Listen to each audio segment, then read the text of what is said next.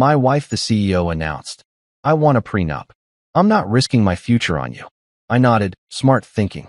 Then I had my lawyer draft one that protected everything I'd built. Her lawyers call when they realized I had 10 times more assets than she did.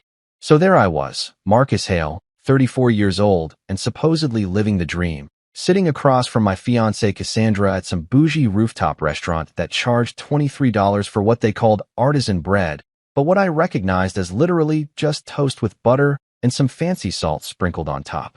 The kind of place where the waiters wear vests that cost more than my monthly car payment, and they describe every dish like it's a Netflix documentary. You know the type, where ordering a steak requires a PhD in culinary pretentiousness, and asking for ketchup gets you looks like you just announced you're voting for the other guy. The view was admittedly gorgeous, I'll give them that. The city lights sparkled below us like someone had dumped a jewelry box across the skyline. And there was this violinist wandering between tables playing something classical that I'm sure was culturally significant, but honestly just sounded like fancy background music for rich people to ignore while they Instagrammed their truffle fries. Cassandra had picked this place, naturally, because she picked everything these days. Where we ate, where we vacationed, which shade of beige our future kitchen cabinets would be. All her calls, all the time. She looked absolutely stunning that night, don't get me wrong. Her dark hair was pulled back in one of those effortlessly elegant styles that probably took 45 minutes and 3 YouTube tutorials to achieve, and she wore this emerald green dress that probably cost more than my entire wardrobe combined. The candlelight was doing that thing where it made her skin glow like she was lit by a professional cinematographer, and I remember thinking, yeah, okay universe, I get it. She's gorgeous. Point taken. I'd assumed we were there to celebrate. Her tech company had just gone public, IPO day, baby, and the stock had opened strong enough to make her personal shares worth something in the holy crap range of numbers. She'd been riding high all week, texting me screenshots of financial news articles with her company's name in bold, forwarding me congratulatory emails from investors and venture capitalists, basically doing everything except hiring a skywriter to announce her success. Not that I blamed her, really. She'd worked her tail off for this, pulling 80-hour weeks, living on cold brew coffee and whatever counted as food in Silicon Valley these days. She'd earned her moment. So when she reached across the table and took my hand with that smile, the one that usually preceded either really good news or really expensive purchases, I figured she was about to suggest we upgrade the honeymoon from Cabo to the Maldives, or maybe finally pull the trigger on that Tesla she'd been eyeing. I was mentally preparing my yes, dear face, maybe planning how I'd pretend to be excited about spending 2 weeks at a resort where the Wi-Fi was probably garbage. Instead, Cassandra squeezed my fingers, looked me dead in the eyes with the kind of serious expression usually reserved for cancer diagnoses or reveal that someone's been eating your leftover Chinese food, and said, Marcus, I want a prenup. I'm not risking my future on you. I'm not even kidding. I literally almost choked on the breadstick I'd been chewing. Like, full-on sitcom-style choking. The kind where you're coughing and your eyes are watering and you're trying not to spray crumbs across the table like some kind of carb-loaded sprinkler system. The couple at the next table glanced over with that mix of concern and judgment that people reserve for public displays of mortality. I grabbed my water glass and took a gulp, buying myself maybe 10 seconds to process what had just come out of my fiancée's mouth. A prenup. She wanted a prenuptial agreement. At our celebratory dinner, with the violinist literally standing 6 feet away, playing something that was probably supposed to be romantic, but now felt like the soundtrack to a murder mystery. Now, here's the thing, I wasn't mad. I really wasn't. In fact, part of me wanted to laugh, which probably sounds insane, but stick with me here. See, Cassandra thought she was being the smart one, the practical one, the financially savvy tech executive protecting her newly minted fortune from her humble software consultant boyfriend who fixed bugs for startups and drove a beat-up SUV that made concerning noises whenever I turned left.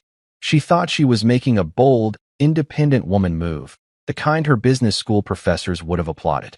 What she didn't know, what nobody knew except my lawyer and my accountant and possibly my mother, though she might have forgotten because she also forgets my birthday half the time, was that I was worth significantly more than her. Like, significantly. But we'll get to that later. I set down my water glass, wiped my mouth with the fancy cloth napkin that was probably going to be laundered by hand in blessed mountain spring water or whatever, and smiled at her.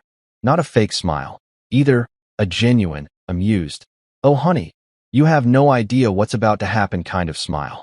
Smart thinking, I said, keeping my tone light and agreeable, like she'd just suggested we get appetizers. Really, Cass, that's actually brilliant. Protecting your assets, thinking long-term, being practical about the business side of marriage. Very mature. She blinked at me like I'd just complimented her on correctly identifying what color the sky was. Confusion flickered across her face for maybe half a second. I guess she'd expected pushback, maybe some wounded pride, or at least a request to discuss it later when there wasn't a violinist hovering nearby, like a tuxedoed ghost. But I wasn't giving her that satisfaction. Instead, I raised my wine glass. A Pinot Noir that the sommelier had recommended with the kind of reverence usually reserved for religious artifacts, and offered a toast. To protecting assets we clearly don't have the same amount of, I said cheerfully, clinking my glass against hers before she could fully process the implications of that statement. She laughed, but it was that uncertain laugh people do when they're not entirely sure if something's funny or if they're missing the joke. Spoiler alert, she was absolutely missing the joke. The joke was flying over her head at approximately Mach 3, trailing smoke and doing loop-de-loops while she sat there thinking she'd just pulled off some big power move. The rest of dinner was surreal. Cassandra launched into this detailed explanation about how her legal team, because of course she already had a legal team assembled like she was planning a corporate merger instead of a marriage, had drafted a preliminary agreement. She used phrases like spousal financial limitations and asset protection protocols, and liability containment, basically turning our upcoming marriage into something that sounded like a business acquisition with slightly better catering. I nodded along, making appropriate sounds while mentally composing a text message to my own lawyer, Gina Rowe, who I'd been working with for years and who had the kind of sharp legal mind that could find loopholes in the Ten Commandments. Gina was going to absolutely lose her mind when I told her about this. She'd been waiting for Cassandra to show her true colors for months now, dropping hints like, "Your girlfriend seems very interested in your financial planning," and "Has she asked to see your tax returns yet?" The moment we left the restaurant. After Cassandra insisted on paying with her company credit card, naturally, making a big show of it like she was establishing dominance through overpriced C-base, I pulled out my phone. My fingers flew across the screen. Cash just asked for a prenup. Game on. Gina's response came back before I'd even made it to my car. Finally. Been waiting for this one. My office, tomorrow, 9 a.m. Bring coffee and your sense of humor. We're going to need both. I sat in my beat-up SUV in the restaurant parking lot. The valet had given it a look like I'd asked him to park a diseased llama, and just smiled. Cassandra's Tesla was already pulling out onto the street, her taillights disappearing into downtown traffic, probably heading back to her penthouse to call her friends and brag about how she'd handled the prenup conversation like a boss babe. The game had begun, all right. She'd just started a chess match without realizing I'd been playing three-dimensional chess the entire time. But hey, I'd let her enjoy her victory lap for now. After all, the best plot twists come when people think they've already figured out the ending. I started my SUV. It made that concerning grinding noise again, really needed to get that checked, and headed home to my modest little condo with my modest little life, already planning my next move. Tomorrow morning, Gina and I were going to draft a prenup of our own. Only ours was going to have some very interesting clauses that I had a feeling Cassandra wasn't going to see coming. This was going to be fun. Here's the thing about perception versus reality. Most people only see what you want them to see, and I'd become a freaking Jedi master at controlling that narrative. To everyone in my life, including Cassandra and her entire circle of power-suited, kombucha-drinking, TED Talk-watching friends, I was just Marcus Hale, the reliable but ultimately unremarkable software consultant who fixed code for startups and lived a comfortable but decidedly average existence. You know the type, shows up to work in jeans and a hoodie, orders the same turkey club for lunch 3 times a week, drives a vehicle that's held together by duct tape and prayer, the kind of guy who blends into the background at parties while more interesting people talk about their vacations to Croatia. They saw a guy who made decent money, sure, enough to split fancy dinners and contribute to a wedding fund without crying into his bank statement, but nothing spectacular. Nothing that would make anyone sit up and take notice or suddenly develop opinions about how I should invest, or what I should be driving, or whether I'd consider diversifying my portfolio. I was financially comfortable in the most boring, middle-class way possible, like a human equivalent of a Toyota Camry. Reliable, functional, completely forgettable. What Cassandra didn't know, what literally nobody except my lawyer Gina, my accountant Harold, and probably the IRS knew, was that 3 years ago, I'd quietly sold a piece of software that I'd built in my spare time for $18.6 million. And yeah, you read that right. $18.6 million. Plus royalties that kept rolling in every quarter like clockwork, adding a nice little bonus to my bank account that would make most people's annual salary look like tip money. The software was a cloud-based AI system for logistics management, basically a really smart tool that helped companies figure out the most efficient ways to move products from point A to point B while saving money and reducing their carbon footprint and making their supply chain managers look like geniuses. I'd started building it about 6 years ago when I was working for a mid-sized tech company and got frustrated with how clunky and outdated all the existing logistics software was. It was like watching someone try to run a marathon in wooden clogs. Technically possible, but painfully inefficient and just sad to witness. So I did what any self-respecting engineer with too much time and too much coffee does. I built something better. Nights, weekends, lunch breaks, those weird hours between 2 and 5 a.m. when you can't sleep and your brain decides it's the perfect time to solve complex algorithmic problems. I coded and tested and refined, living off energy drinks and the kind of takeout food that arrives in styrofoam containers with mysterious sauces. My friends thought I was going through some kind of quarter-life crisis. My mom thought I needed a girlfriend. Nobody realized I was building something that would eventually change my life completely. The beauty of the system was that it was genuinely useful. Within 6 months of soft launching it, half the startups in the city were using it. Within a year, I had clients in 15 states. Within 18 months, a major investment firm came knocking with an offer that made my hands shake when I read the number. They wanted to buy it outright, integrate it into their portfolio of business solutions, and pay me not just a massive lump sum, but also ongoing royalties based on usage and licensing. I remember sitting in that conference room with their acquisition team, all of them in suits that cost more than my rent, and thinking, holy hell, this is actually happening. My lawyer Gina was there, of course, negotiating terms like a boss and making sure I didn't accidentally sign away my firstborn or agree to anything stupid. When we finally shook hands and signed the paperwork, I walked out of that building a legitimately wealthy man. Not, I can afford a nicer apartment wealthy, but I could retire tomorrow and live comfortably for the rest of my life wealthy. And then I did something that apparently nobody does when they suddenly come into money. I kept my mouth shut and my lifestyle exactly the same. I didn't buy a Porsche or a penthouse or start wearing watches that cost more than college tuition. I didn't suddenly develop a taste for caviar or feel the need to vacation in places where you need a passport and a translator. I stayed in my modest 2-bedroom condo in a perfectly average neighborhood where the biggest drama was usually someone leaving their garbage cans out too long. I kept driving my beat-up SUV that made alarming noises and had a mysterious stain on the back seat that I'd stopped trying to identify. I still bought my coffee at the regular coffee shop instead of the pretentious one with the foam art. And I still wore the same jeans and t-shirts I'd been wearing since college. Because honestly, why the hell not? Here's what I'd learned from watching other people come into money. The moment everyone knows you have it, your life becomes exponentially more complicated. Suddenly, you've got long-lost cousins remembering your birthday, friends with amazing investment opportunities that sound suspiciously like pyramid schemes, and romantic partners who are suddenly very interested in discussing your financial future together. Money doesn't just change your bank account. It changes how everyone around you behaves, and not usually in good ways. The last time someone had found out I had any significant amount of money, this was years ago, before the big sale, when I'd made a decent bonus from a consulting gig, they'd suddenly become allergic to splitting the bill. Every dinner became this awkward dance of, oh no, you get this one, followed by them never, ever reaching for their wallet again.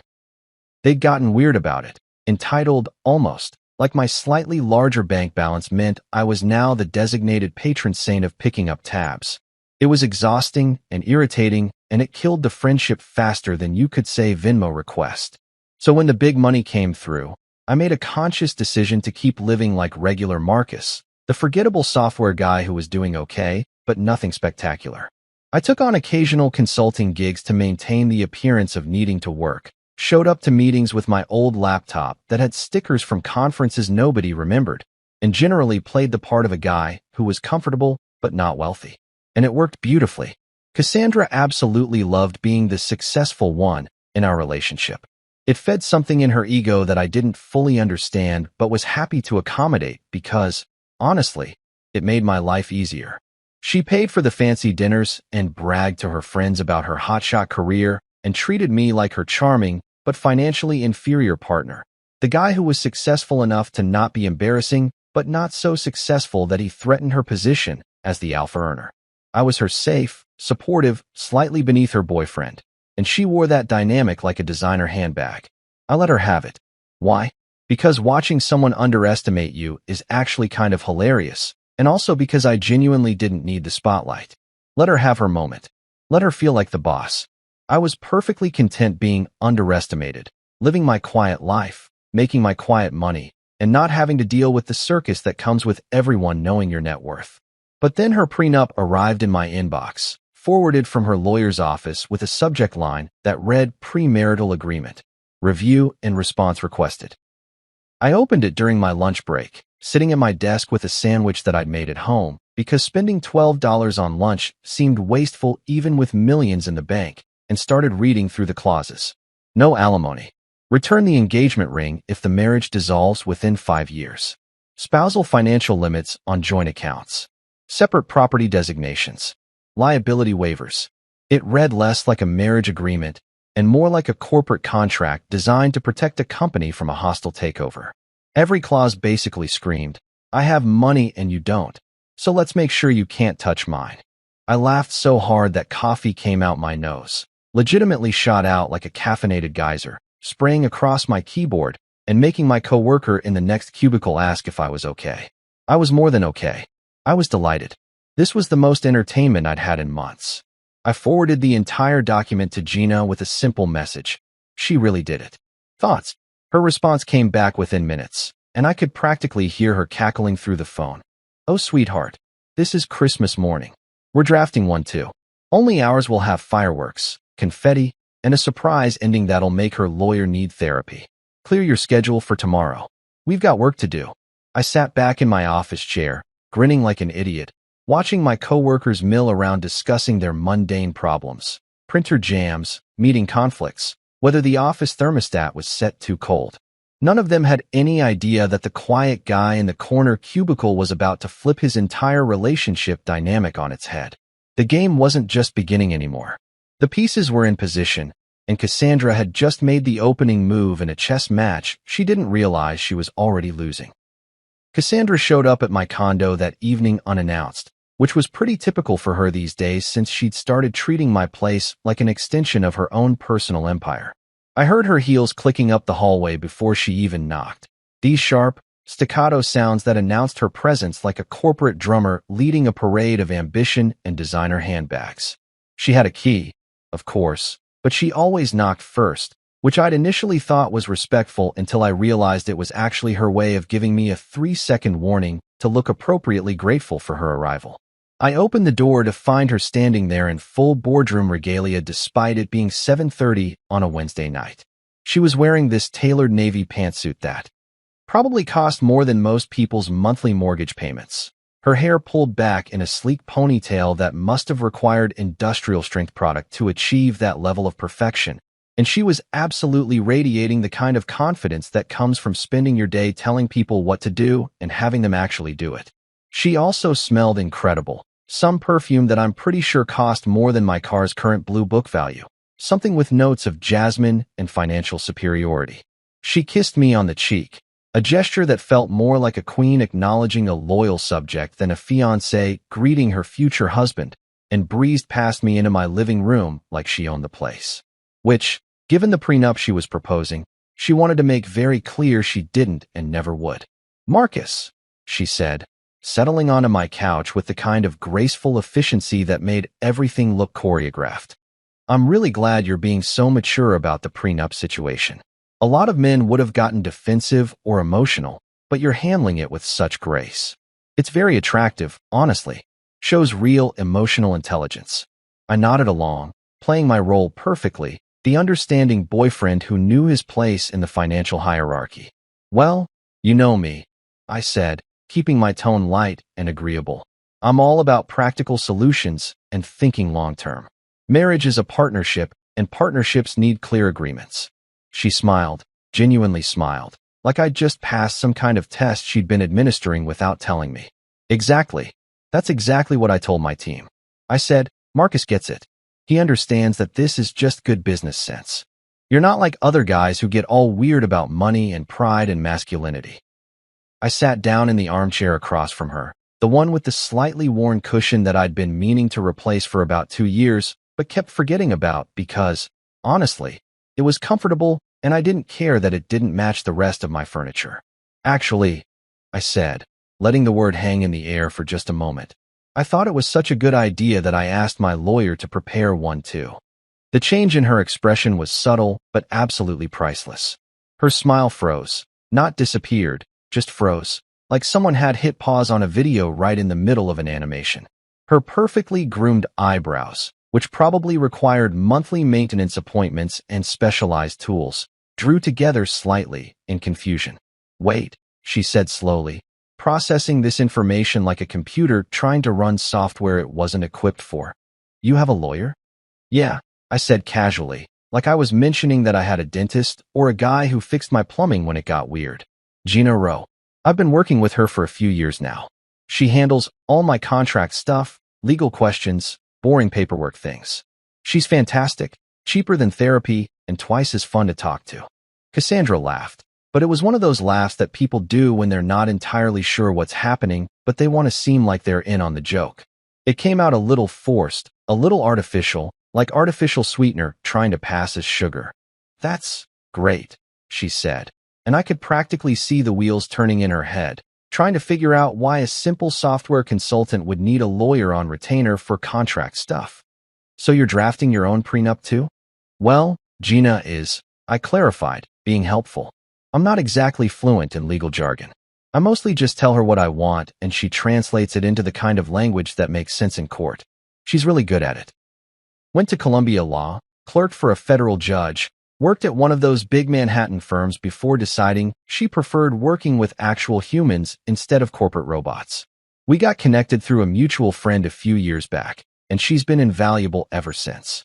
I could see Cassandra trying to process this information, trying to fit it into her existing mental model of who I was and what my life looked like. In her mind, I was supposed to be the guy who maybe asked a buddy who knew a buddy who was in law school for advice, not someone who had an actual established attorney relationship with a Columbia-educated lawyer who'd worked at prestigious firms. It didn't compute with her narrative. That's very thorough of you, she finally said, recovering her composure with the practiced ease of someone who'd spent years in boardrooms where showing confusion was basically admitting weakness. I mean, I'm sure your prenup will be fairly straightforward. You know, just covering the basics. Oh, I'm sure, I agreed cheerfully. Gina's very thorough, though. She likes to make sure all the bases are covered, every detail accounted for. She actually got pretty excited when I told her about your prenup. Said something about how it was going to be fun to draft proper counterproposals. I think she likes the challenge, you know, like a puzzle or a chess game. Cassandra's smile was getting tighter now, less genuine, more of a professional mask she was maintaining out of habit. Well, I'm sure our lawyers will work well together. Dalton, that's my attorney, is very experienced with these matters. He handles prenups for half the tech executives in the city. That's perfect then, I said, all sunshine and cooperation. Gina loves working with experienced attorneys. She says it makes everything go faster when everyone knows what they're doing. She mentioned we should probably do a full financial disclosure on both sides, just to make sure everything's transparent and above board. Standard procedure, apparently. That word, disclosure, hung in the air between us like a smoke alarm that had just started beeping. I watched Cassandra's face carefully, saw the tiniest flicker of something that might have been concern or maybe just curiosity.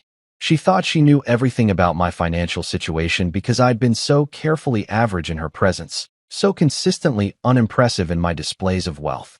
The idea that there might be something to disclose beyond software consultant makes decent salary probably seemed absurd to her. Of course, she said smoothly, already pulling out her phone, probably to text Dalton about this unexpected development. Transparency is important. Although I imagine your disclosure will be pretty straightforward, salary, savings, maybe a 401k, Dalton can have his paralegal whip up the standard forms. Probably. I agreed, not correcting her adorable misconceptions. Gina said she'd have everything ready by next week. She's very efficient. I think you'll like her, actually. She's got that same kind of direct, no-nonsense energy you have. Very professional, very sharp. Cassandra stayed for another 40 minutes, during which she talked about her company's stock performance, an upcoming board meeting, and some corporate drama involving a VP who'd made the mistake of questioning her strategy in front of investors. I made the appropriate listening noises, asked the right questions, played the supportive partner role perfectly.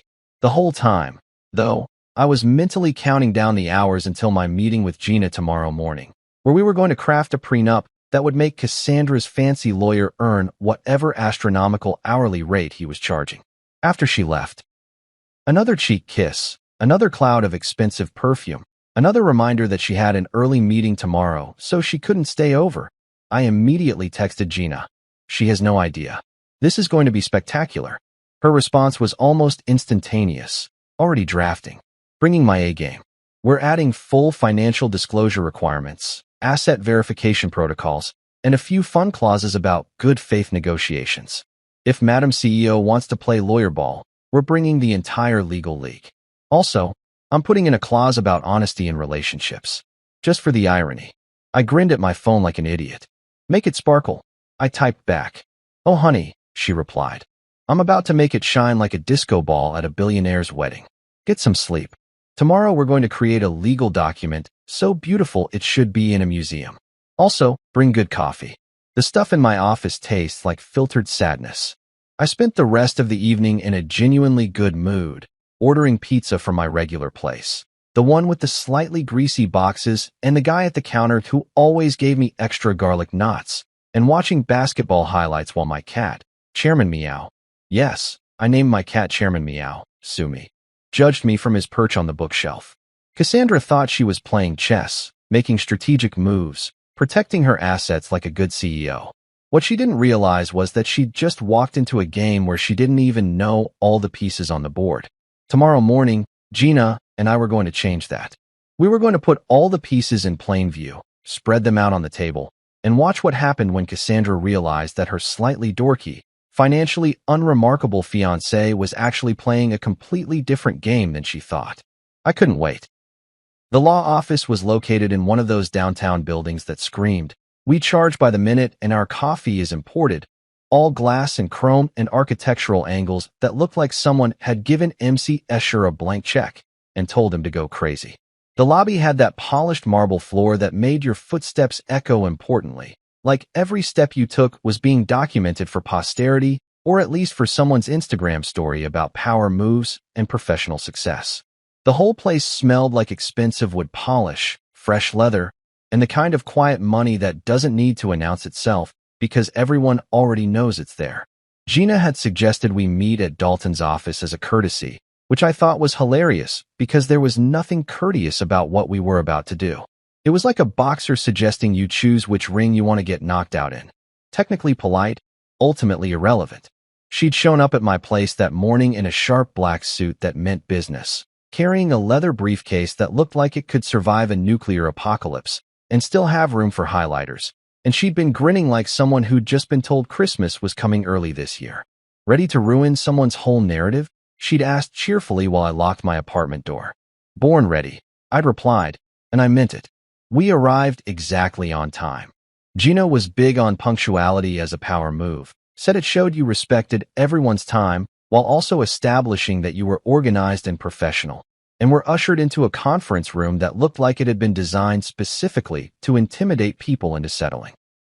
The table was this massive slab of dark wood that probably cost more than a decent used car, surrounded by leather chairs that made important creaking noises when you sat in them. And one entire wall was floor-to-ceiling windows with a view of the city that basically screamed, "Look how successful everyone in this room is." Cassandra was already there, of course, because she'd probably arrived 15 minutes early to establish territorial dominance. She was wearing a white power suit that was so crisp and bright it could probably be seen from space, paired with these killer heels that added 3 inches to her height and about 50 points to her intimidation factor. Her hair was pulled back in a style that said, "I woke up like this," but actually meant, "I woke up 2 hours early to look like this." And her makeup was flawless in that way that takes significant time and skill to achieve while appearing natural. She looked like she'd stepped out of a Fortune 500 cover shoot, which was probably the exact vibe she was going for. Her lawyer, Mr. Dalton, sat beside her looking equally polished and approximately 3 times as smug.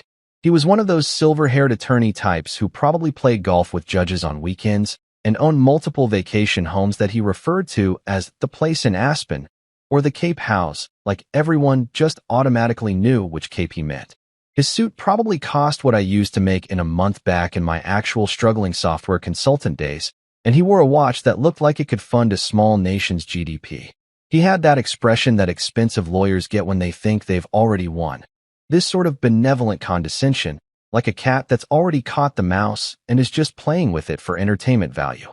"Marcus," Cassandra said warmly, standing to kiss my cheek in that performance of affection that I'd grown accustomed to. "Thank you for being so reasonable about all this. Mr. Dalton has prepared everything beautifully." "I'm sure he has," I said pleasantly, taking a seat across from them. Gina settled in beside me with the kind of calm confidence that made me want to high-five her. She set her briefcase on the table with a satisfying thud that said, "We're here, and we mean business." Dalton cleared his throat importantly, the way people do when they're about to say something they think is significant. "Shall we begin with Ms. Reeves's financial disclosure? I think you'll find everything is quite in order." He slid a leather portfolio across the table toward us like he was presenting evidence at trial. "My client has been remarkably transparent about her assets."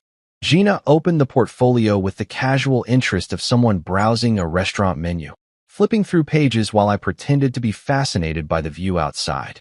The disclosure was thorough, I'll give them that. Cassandra's company shares, current valuation, her penthouse lease details, the loan on her Tesla, her investment accounts, her savings. Everything laid out in neat columns with official letterheads and verification stamps. It was the financial equivalent of peacock feathers, all spread out for maximum impressive display. "Very comprehensive," Gina said approvingly, closing the portfolio. "My client appreciates the thoroughness. Mr. Dalton, you have an excellent reputation, and this work reflects that."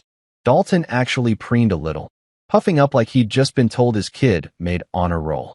"Well, we do pride ourselves on attention to detail.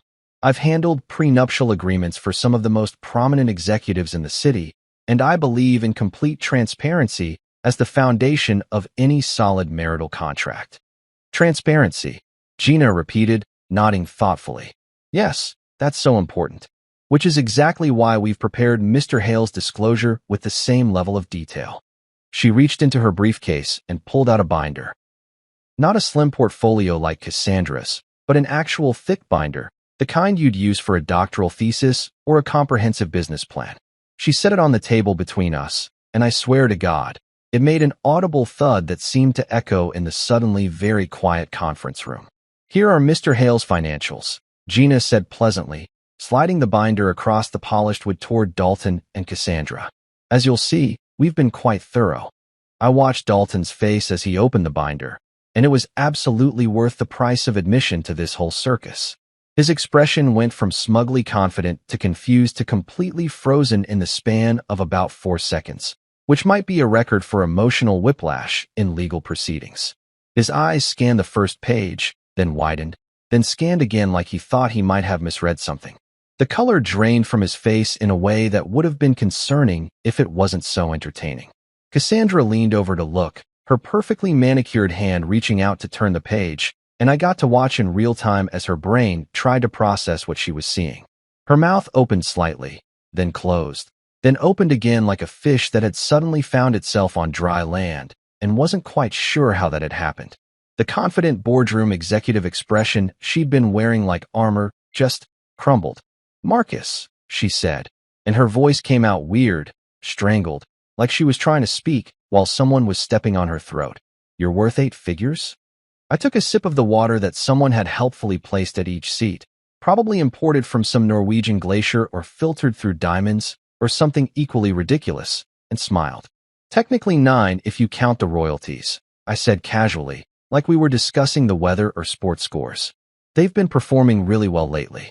The Q3 numbers just came in, and they were pretty solid." Dalton was flipping through pages now, his silver hair practically standing on end as he encountered document after document.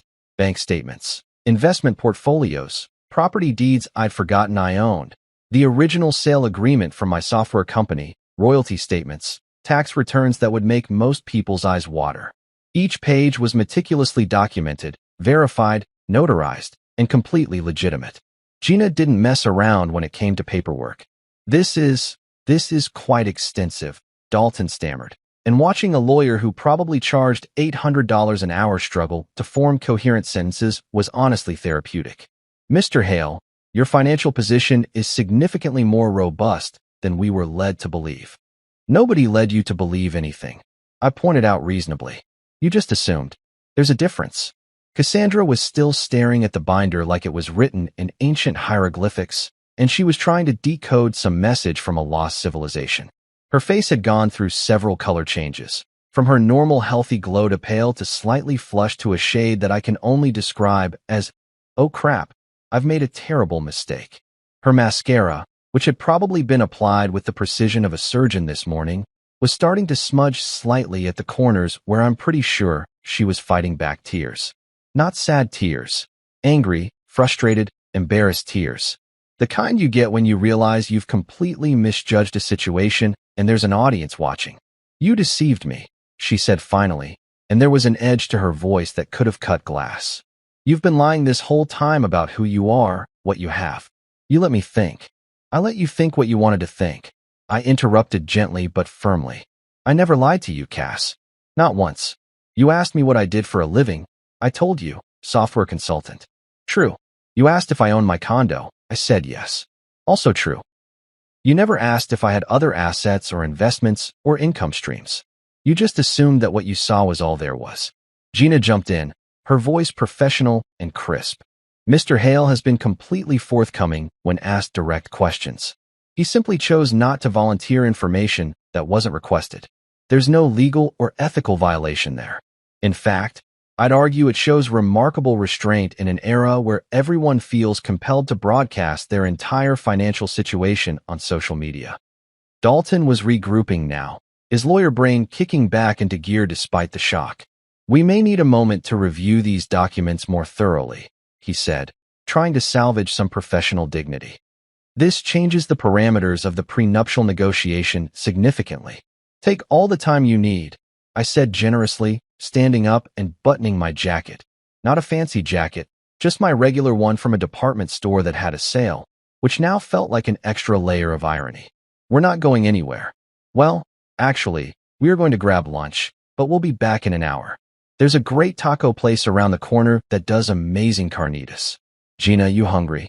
"Starving," Gina said, gathering up her things with the satisfaction of someone who'd just won the opening round of a championship match. I looked at Cassandra, who was still frozen in her chair, staring at the financial documents like they might spontaneously combust if she looked hard enough. "Oh, and Cass," I said, pausing at the door. "Remember what you said at dinner? About not risking your future on me." I smiled, keeping my tone light and friendly. "Yeah, I feel the same way. See you in an hour." We walked out of that conference room into the marble lobby, and the moment the elevator doors closed, Gina burst out laughing, deep, genuine belly laughs that had her leaning against the elevator wall for support. "Did you see her face?" she gasped between laughs. "Did you see Dalton's face? I thought he was going to have a cardiac event right there in his own conference room." I grinned. "Worth every penny of your hourly rate." "Honey," she said, wiping tears from her eyes, "this one's on the house." That was pure entertainment. That night, My phone started blowing up around 8 p.m., which was honestly later than I'd expected.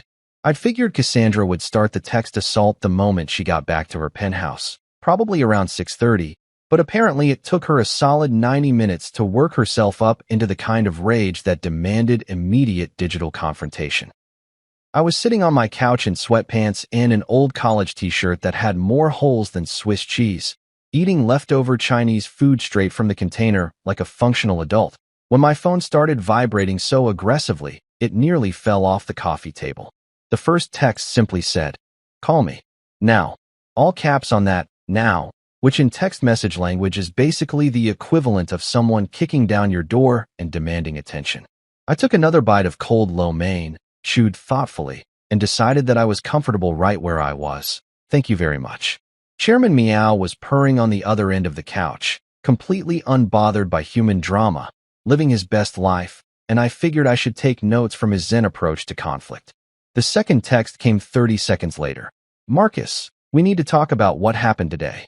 I wiped my hands on a napkin, not because I was going to respond, just because General Tso's sauce on phone screens is a pain to clean, and watched as the three little dots appeared, disappeared, appeared again. She was typing, deleting, retyping, probably going through 17 different versions of whatever she wanted to say, trying to find the right combination of words that would make this situation make sense to her. The third text arrived, and it was a doozy. "You deceived me."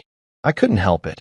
I actually laughed out loud, startling Chairman Meow, who gave me a reproachful look that cats have perfected over thousands of years of judging humanity. My fingers moved across the keyboard with the kind of calm that comes from knowing you're absolutely, completely in the right. "You said you wanted transparency." I just turned on the lights. I could practically feel the rage radiating through the phone screen from wherever she was. The response came back fast and furious. "You know that's not what I meant. You made me look like a fool." "How?" I typed back, genuinely curious about her logic here. "By having money? By being successful? By not broadcasting my net worth on the first date? Please explain which part of having my life together makes you look foolish." The typing dots appeared and disappeared for a solid 2 minutes. I finished my lo mein, cracked open a beer. Nothing fancy, just regular domestic beer that came in a 6-pack from the grocery store, and waited. This was actually kind of entertaining in a train wreck sort of way, like watching a reality show where you know exactly how it's going to end, but you can't look away. Finally, her response came through, and it was long enough that it arrived in multiple texts. That thing that happens when someone is so worked up they don't realize they're writing a novel. "You embarrassed me in front of my lawyer. Do you have any idea how that looked? I brought him documentation of my success, my achievements, and then you show up with some massive binder like you were planning this ambush the whole time." Dalton called me after you left, and he was shocked. He said in 20 years of practice, he's never seen such a discrepancy between perceived and actual financial positions.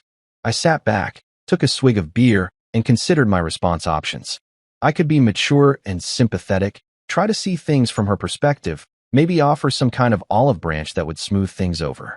Or I could be honest, which seemed like the more entertaining and ultimately more productive option.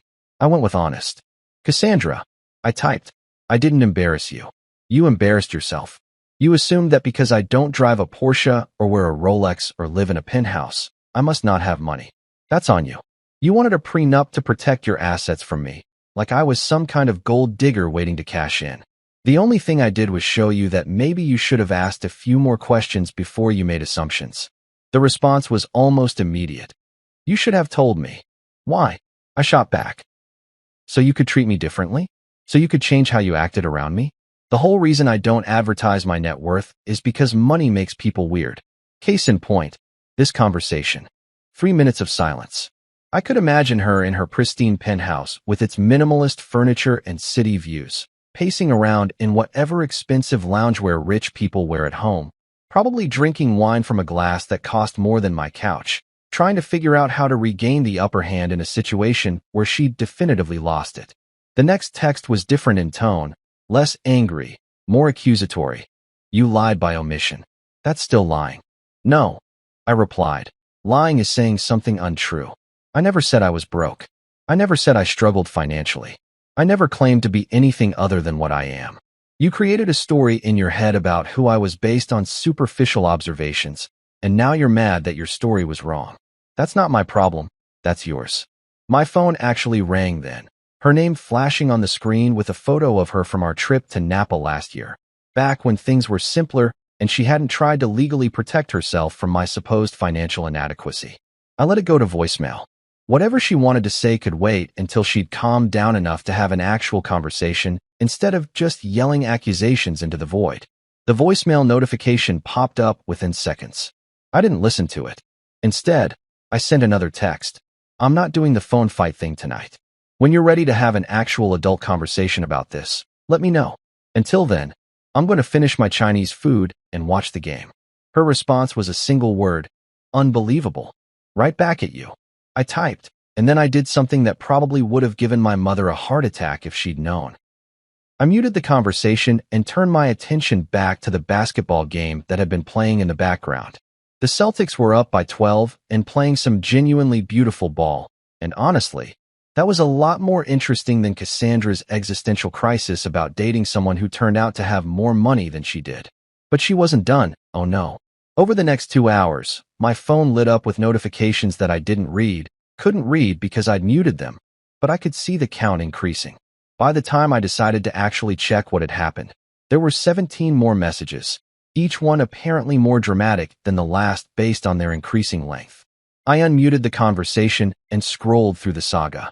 It was like watching someone have a full breakdown via text message, starting with anger, moving through justification, taking a detour through self-righteousness, and eventually landing at a weird place that seemed to be part accusation, part self-pity, and part demand for validation. The highlights included, "You know I've worked hard for everything I have," which, fair, but irrelevant. "My friends are going to ask questions now," which, not my problem. "Dalton said we need to completely redraft both prenups," which, yeah duh. And finally, "I don't even know who you are anymore," which was particularly hilarious because I was exactly the same person I'd always been. She just finally knew my bank balance. I responded to all 17 messages with one simple text. "I'm the same guy who fixed your laptop when you spilled coffee on it, who listened to you talk about quarterly earnings for 3 hours straight, who supported your IPO dreams, and who never once made you feel bad about making more money than me. Or so you thought. The only thing that's changed is your perception. Maybe sit with that for a while." Her response came 30 seconds later. "This isn't over." "Probably not," I agreed. "But it's over for tonight. Get some sleep, Cass. You've got that board meeting tomorrow, and you're going to need to be sharp." I didn't wait for her response. I plugged my phone in across the room, a trick I'd learned from a self-help article about digital boundaries, and settled back into my couch cushions. Chairman Meow had forgiven me for the earlier disruption and was now sprawled across my lap like a furry, judgmental blanket. The thing about Cassandra's meltdown was that it wasn't really about me hiding money or even about the prenup. It was about control, about narrative, about her carefully constructed image of our relationship, where she was the successful one and I was the supportive but ultimately lesser partner. I disrupted that story, flipped the script without warning, and now she was scrambling to rewrite the narrative in a way that made sense to her worldview. But here's what she didn't get, what she probably would never get. I didn't care about being the richest person in the relationship. I didn't need to be the provider or the alpha earner or whatever corporate buzzword she wanted to use. I was perfectly happy being equals, or letting her think she was ahead, or whatever dynamic made her feel good about herself. The problem wasn't that I had money. It was that she'd wanted a prenup specifically to protect herself from me, had basically declared that I was a financial liability she needed legal protection from, and then got mad when it turned out I wasn't what she'd assumed. That's not my character flaw. That's hers. I fell asleep on the couch that night with the game still playing quietly in the background and my phone blessedly silent across the room. Tomorrow would probably bring more drama, more accusations, more attempts to make me the villain in a story where I'd literally done nothing wrong except be successful while dressing like I shopped at Target. But tonight? Tonight I was just a guy with good Chinese food, a judgmental cat, and the satisfaction of knowing that sometimes the best move in chess is the one your opponent never sees coming. The invitation to Cassandra's apartment came the next evening via text, which was interesting because she'd spent most of the day giving me the silent treatment. Or at least I assumed she had, since my phone had been blissfully quiet except for work emails and a reminder from my dentist about an upcoming cleaning. The text was formal, almost businesslike. Can you come over tonight at 7? We need to talk. Some of my friends will be here too. That last sentence should have been my first red flag, maybe my second and third too, but I was curious enough about what kind of ambush she was planning that I agreed. I showed up exactly on time because punctuality is my superpower, wearing jeans and a button-down shirt that I'd iron myself because I'm a functional adult who owns an iron, even if I only use it maybe 4 times a year. The building doorman knew me by now and waved me through with a knowing look that suggested he'd seen this movie before and knew how it ended. I took the elevator up to the 15th floor, listening to smooth jazz that was supposed to be calming, but really just made me think about dental offices and corporate lobbies. Cassandra opened the door before I could knock, which meant she'd probably been watching the elevator camera feed like a hawk. She was wearing casual clothes. Well, her version of casual, which meant designer yoga pants that probably cost $300 and a silk blouse that looked effortless but definitely wasn't. Her hair was down, which was unusual for her, and she wasn't wearing the full makeup armor she usually had on. For a moment, I almost felt bad about the whole situation. Almost.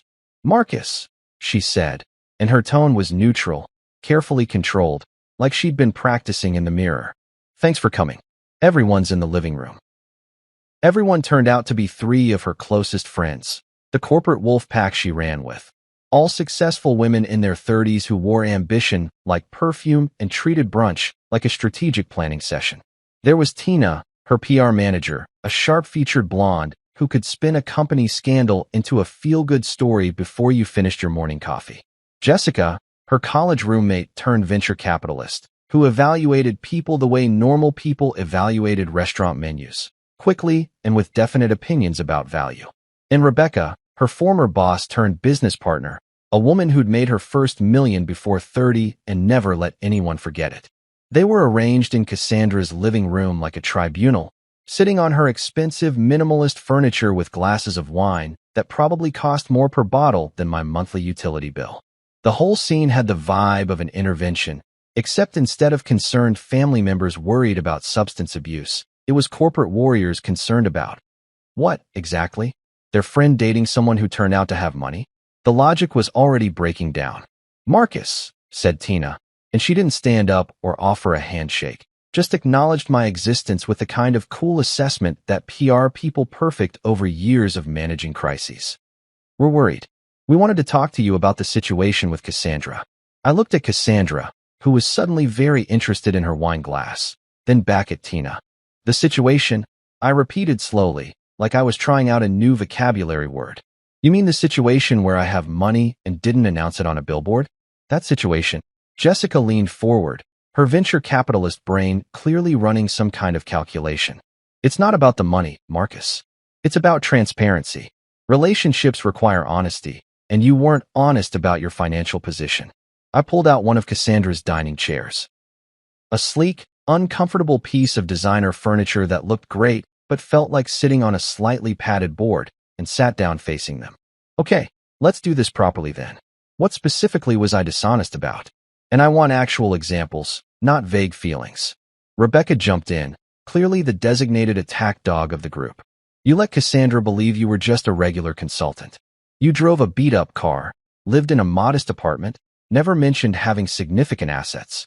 That's deceptive by omission." "Cool," I said, nodding like I was really considering her point. "So by that logic, should I have also told her my childhood fears, my medical history, and my browser search history on the first date? Where exactly is the line between privacy and deception?" Because from where I'm sitting, I answered every question I was asked honestly. I just didn't volunteer information that wasn't requested. "That's not the same thing," Tina interjected, her PR instincts kicking in. "Financial disclosure is fundamental to building a life partnership. You had to know that information was relevant." I smiled, and I could feel it wasn't a particularly nice smile. "You know what's really interesting about this conversation? 3 months ago, Cassandra told me, and I quote, 'I love that you're not intimidated by my success.' So many men have fragile egos about dating a woman who makes more money." She literally praised me for being comfortable in what she thought was a lesser financial position. So which is it? Should I have been insecure about her making more? Or should I have announced I actually made more? Because I can't win both ways. The room went quiet for a beat. Cassandra was staring at her wine like it might contain the answers to life's mysteries if she looked hard enough. Her friends exchanged glances, that silent communication thing that groups of women do when they're recalibrating their strategy mid-conversation. The point is, Rebecca tried again, clearly not ready to give up. You made Cassandra look like a fool. She brought her lawyer financial disclosures thinking she was the primary earner, and you blindsided her with your actual net worth. That's humiliating. Okay, I'm going to stop you right there, I said, and my tone was still conversational, but there was an edge to it now. I didn't make Cassandra look like anything. She made assumptions based on superficial observations. My car, my apartment, my clothes, and those assumptions turned out to be wrong. That's not me humiliating her. That's her humiliating herself by judging a book by its cover and then being surprised when the book had more pages than she expected. You could have corrected those assumptions, Jessica pointed out, playing the reasonable card. Why? I asked genuinely. Why was it my job to correct her assumptions? When someone assumes I'm younger than I am, or taller than I am, or from a different state than I'm actually from, I don't feel obligated to immediately correct them unless it's relevant. My bank balance wasn't relevant to our relationship until she made it relevant by demanding a prenup specifically designed to protect her money from me. Tina set down her wine glass with a deliberate clink. You don't understand the pressure she's under, Marcus. She's a CEO now. She has a public image to maintain, shareholders to answer to, a reputation in the tech community. Having her personal life become fodder for gossip because her fiancé turned out to be secretly wealthy. Wait, I interrupted, holding up my hand. Let me get this straight. You're mad at me because I have money, but you're framing it as concern about gossip? If I was actually broke like she thought, would there be gossip? No. If I was wealthy and flashy about it from the start, would there be gossip? Maybe, but it would be different gossip. The only reason there's any potential for gossip is because Cassandra made a very public assumption about our financial dynamic and got it wrong. That's on her. You're being deliberately obtuse, Rebecca said, and there was real anger in her voice now. You know that appearances matter in our world. You know that Cassandra's carefully built a brand around being a strong, independent, successful woman. You undermining that. I didn't undermine anything, I said, and my voice got a little louder despite my best efforts to stay calm. I literally supported every single thing she did. I cheered her on through her IPO. I listened to her talk about business strategy for hours. I never once made her feel small or inadequate or less successful. The only thing I didn't do was announce my net worth, and the only reason that's a problem now is because she wanted to legally protect herself from me like I was some kind of financial threat. You want to know what's really wild? I was one of the early investors in her company. My money literally helped build the foundation of her success, and she had no idea. That landed like a bomb in the middle of the room. All four women froze, wine glasses suspended midair, faces registering shock in varying degrees. Cassandra's face went from pale to red so fast I worried about her blood pressure. What? Cassandra whispered, and her voice was barely audible. Yeah, I said, leaning back in the uncomfortable designer chair. 3 years ago, when you were looking for seed funding and nobody was biting because your pitch deck was rough and you didn't have a prototype yet. Remember that anonymous investor who came through with $50,000?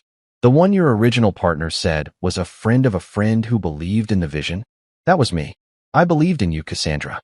I believed in your idea and your drive and your potential. I gave you money, my money, to help you build your dream. And I never told you because I didn't want it to change anything between us. Jessica had her phone out now, probably already looking up public investment records. Tina looked like she was mentally composing a PR statement. Rebecca just stared at me like I'd grown a second head. And Cassandra looked like she might actually cry, which would have been satisfying if it wasn't also kind of sad. So let me ask you all a question. I continued, standing up because sitting in that terrible chair was making my back hurt. If you know your friend's entire company started with money from a guy she's now trying to prenup into financial irrelevance, who exactly looks foolish in this scenario? Because from where I'm standing, it's not me. I walked to the door, done with this circus, done with being interrogated by a committee of people who apparently thought having money while dressing like a normal person was some kind of moral failing. I turned back at the doorway, looking at Cassandra directly. You know what the funny thing is, Cass? I would have signed your prenup. Any version of it. I would have agreed to protect your assets, keep finances separate, whatever made you feel secure. But you didn't want a prenup for practical reasons. You wanted one to establish dominance, to make sure I knew my place in our financial hierarchy. And when it turned out there was no hierarchy, you couldn't handle it. That's not my fault. That's yours. Nobody said anything as I left. The elevator ride down felt longer than the ride up, the smooth jazz now sounding less like dental office music and more like the soundtrack to a relationship that was definitely over. The doorman gave me a sympathetic nod as I walked through the lobby, and I wondered how many similar scenes he'd witnessed in this building full of successful, complicated people with successful, complicated relationships. My phone buzzed before I even made it to my car.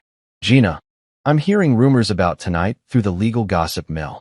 You okay? Define okay. I texted back. Fair point. Drinks tomorrow? You can tell me everything, and I'll tell you how we're going to make her lawyers cry. I smiled despite everything. Deal. The next morning, I woke up to 17 missed calls, which seemed to be the magic number for dramatic situations in my life lately.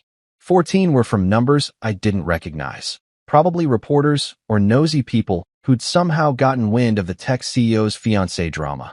2 were from my actual mother asking if I was eating enough vegetables, and 1 was from a number I did recognize and had been dreading. Vivian Reeves, Cassandra's mother, the original corporate warrior princess who'd apparently given birth to a carbon copy of herself and then spent the next 30-some years molding her into an even more intense version. I'd met Vivian exactly 4 times over the course of my relationship with Cassandra, and each encounter had been like having tea with a very polite, very well-dressed shark who was constantly evaluating whether you were worth eating or just ignoring. She was one of those women who'd climbed the corporate ladder in the 80s when it was basically a vertical wall with broken glass at the top, and she had the battle scars and the attitude to prove it. She wore power suits like armor, spoke in perfectly constructed sentences that sounded like they'd been edited for publication, and had a handshake that could crush walnuts. I stared at her missed call for a solid minute, debating whether answering was worth the inevitable headache. Chairman Meow, who'd been sleeping on my chest and was not pleased about being disturbed by my morning phone-checking routine, meowed his disapproval and relocated to the other end of the bed. Smart cat. He knew trouble when he smelled it. The phone rang again. Same number. Vivian Reeves was not a woman who gave up easily, which I suppose is how you become a successful corporate executive and raise another successful corporate executive. I briefly considered letting it go to voicemail again, but something told me that would only make the eventual conversation worse. Might as well rip the Band-Aid off now. Hello. I answered, trying to sound like I hadn't just been debating whether to block her number. Marcus. Her voice came through the phone crisp and sharp, like she was conducting a business call rather than addressing her daughter's fiancé. Not, good morning. Not, how are you? Just my name like an accusation. We need to talk about what you've done to my daughter. I sat up in bed, disturbing Chairman Meow further, who gave me a look that suggested our friendship was hanging by a thread. Good morning to you too, Mrs. Reeves. I'm doing well. Thanks for asking. How's the weather in Connecticut? There was a pause, the kind that happens when someone isn't used to being met with sarcasm and needs a moment to recalibrate. This is not a social call, Marcus. Cassandra called me last night, extremely upset. She told me about your financial revelation. My financial revelation, I repeated, getting out of bed and shuffling toward the kitchen because if I was going to have this conversation, I needed coffee. Strong coffee. Possibly intravenous coffee. You mean the part where I turned out to have money? Yeah, that was quite a shock for everyone. Really threw a wrench in the whole narrative. Don't be flippant, Vivian snapped, and I could practically see her sitting in whatever pristine home office she probably had, probably wearing a suit even though it was Saturday morning. You humiliated my daughter in front of her legal team. You made her look foolish. I started the coffee maker, a basic Mr. Coffee that I'd owned since college and that Cassandra had repeatedly suggested I upgrade, and leaned against the counter. Mrs. Reeves, with all due respect, I didn't make Cassandra look anything.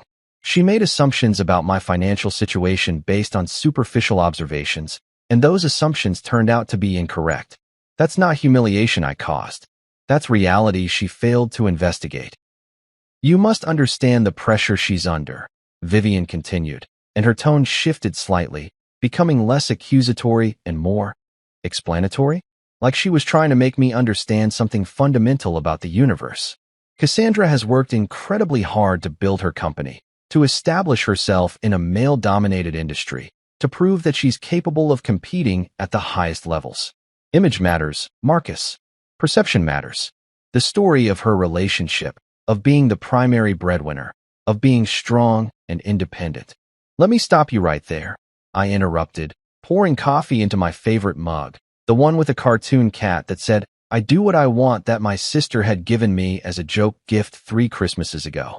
Are you seriously telling me that Cassandra's feminist empowerment narrative requires me to actually be less successful than her? That her story of being strong and independent only works if I'm weak and dependent? Because if that's the case, that's not empowerment. That's just a different kind of hierarchy with her on top. Another pause. I could hear her breathing, controlled and measured, probably counting to 10 the way executives do when they're managing their anger in professional settings. You're deliberately missing the point, she finally said. No, I think I'm hitting it dead center, I replied, taking a sip of coffee that was still too hot and burned my tongue, which felt appropriate for this conversation.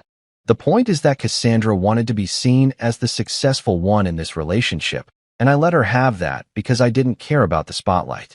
But the moment she tried to legally codify that hierarchy with a prenup designed to protect her from me, like I was some kind of financial threat, she opened the door to actual financial transparency. And now she's mad that the truth doesn't match her preferred narrative. That's not my problem to fix. It becomes your problem when it affects her career, Vivian shot back.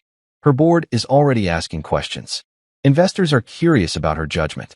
If she can't accurately assess her own fiancé's financial position, what does that say about her business acumen? I laughed, actually laughed out loud, which probably wasn't the diplomatic response, but was definitely the honest one. Oh, so now it's my fault that her board is questioning her judgment? Maybe they should be questioning why she demanded a prenup without doing basic due diligence on her fiancé's finances. That seems like a pretty significant oversight for someone whose whole brand is being thorough and strategic. You should have let her feel like the provider, Vivian said, and there was something in her voice now that sounded almost desperate. You should have understood that she needed that role, that identity. Why couldn't you just let her have it? And there it was. The real issue, stripped of all the corporate speak and the concern about image and reputation. Cassandra's mother, the woman who'd built her own empire and raised her daughter to do the same, genuinely believed that Cassandra's success required someone else to be less successful, that her daughter's strength required someone else to be weak, that her achievement required someone else to be lesser. Ma'am, I said, and I tried to keep my voice level and respectful because despite everything, I didn't actually hate Vivian, I just fundamentally disagreed with her worldview. I let Cassandra pay for dinner exactly twice in our entire relationship. Both times she insisted, both times she made a show of it, and both times I said thank you and moved on. I never fought her on it, never made her feel bad about it, never tried to assert my own financial dominance.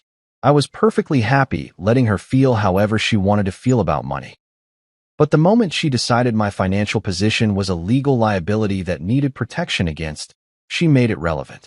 You can't demand financial transparency through a legal document and then get mad when that transparency reveals information you didn't expect. You're being unreasonable, Vivian said, but it sounded half-hearted now, like she was saying it out of obligation rather than conviction. I'm being honest, I corrected. There's a difference. She hung up without saying goodbye, which was probably the most honest thing either of us had done in the conversation. I stood in my kitchen in my pajama pants and old t-shirt, drinking mediocre coffee and wondering how I'd ended up in a situation where having money and not announcing it was somehow a character flaw. My phone buzzed with a text from Gina. Please tell me you didn't answer Vivian's call. Of course I did. I texted back. I live for chaos. You're an idiot, she replied. A wealthy idiot, but still an idiot. I'd barely finished my coffee when there was a knock at my door. Not a gentle knock. Not an, I'm here to borrow sugar knock, but an aggressive, demanding knock that made Chairman Meow bolt from the bedroom like his tail was on fire. I looked through the peephole and saw exactly what I'd been afraid of seeing. Vivian Reeves in a cream-colored pantsuit that probably cost more than my monthly rent, standing next to Cassandra, who looked like she'd gotten about 3 hours of sleep and had spent most of those crying. I briefly considered pretending I wasn't home, but my car was in its designated parking spot, and they'd probably already seen it. Also, I'd already answered Vivian's call, so playing hide-and-seek now seemed pointless. I opened the door, still in my pajamas, still holding my coffee mug with the cartoon cat, still very much not prepared for whatever intervention this was about to be. "Ladies," I said, blocking the doorway. "This is unexpected."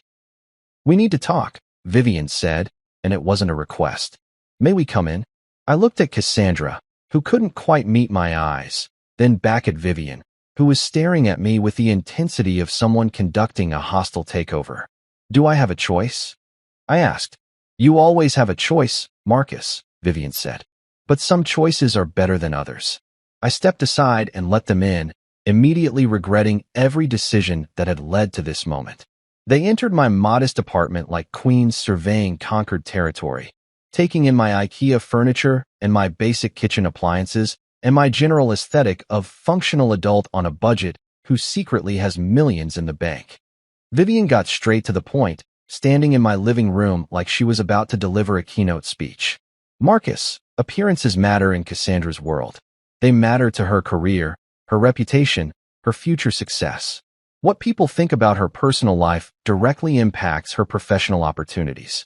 Surely you can understand that." I sat down in my favorite chair, the one with the worn cushion that had molded to my body over years of use. "What I understand," I said slowly, "is that you want me to pretend to be less successful than I am so your daughter can maintain a narrative that makes her feel powerful. And I'm saying no. That's not," Cassandra started, but her mother held up a hand, and she immediately stopped talking, which told me everything I needed to know about their relationship dynamic. "Think of it as a partnership decision," Vivian continued, her tone shifting to the one she probably used in boardrooms when she was negotiating deals. "For the good of Cassandra's career, for the stability of her public image, it would be beneficial if the financial disparity wasn't public knowledge." I looked at Cassandra. "Is this really what you want? For me to hide who I am, what I've achieved, so you can keep pretending you're the only successful one in this relationship?" She finally met my eyes, and for just a second, I saw something that might have been doubt or regret or maybe just exhaustion. But then Vivian shifted slightly, and whatever I'd seen disappeared behind the corporate mask. "I just want things to go back to normal," Cassandra said quietly. "They can't," I replied, "because normal was based on incomplete information. This is the actual normal. The question is whether you can handle it." My neighbor from across the hall, Mr. Peterson, chose that moment to step out of his apartment for his morning jog, saw the scene through my open door, and actually clapped.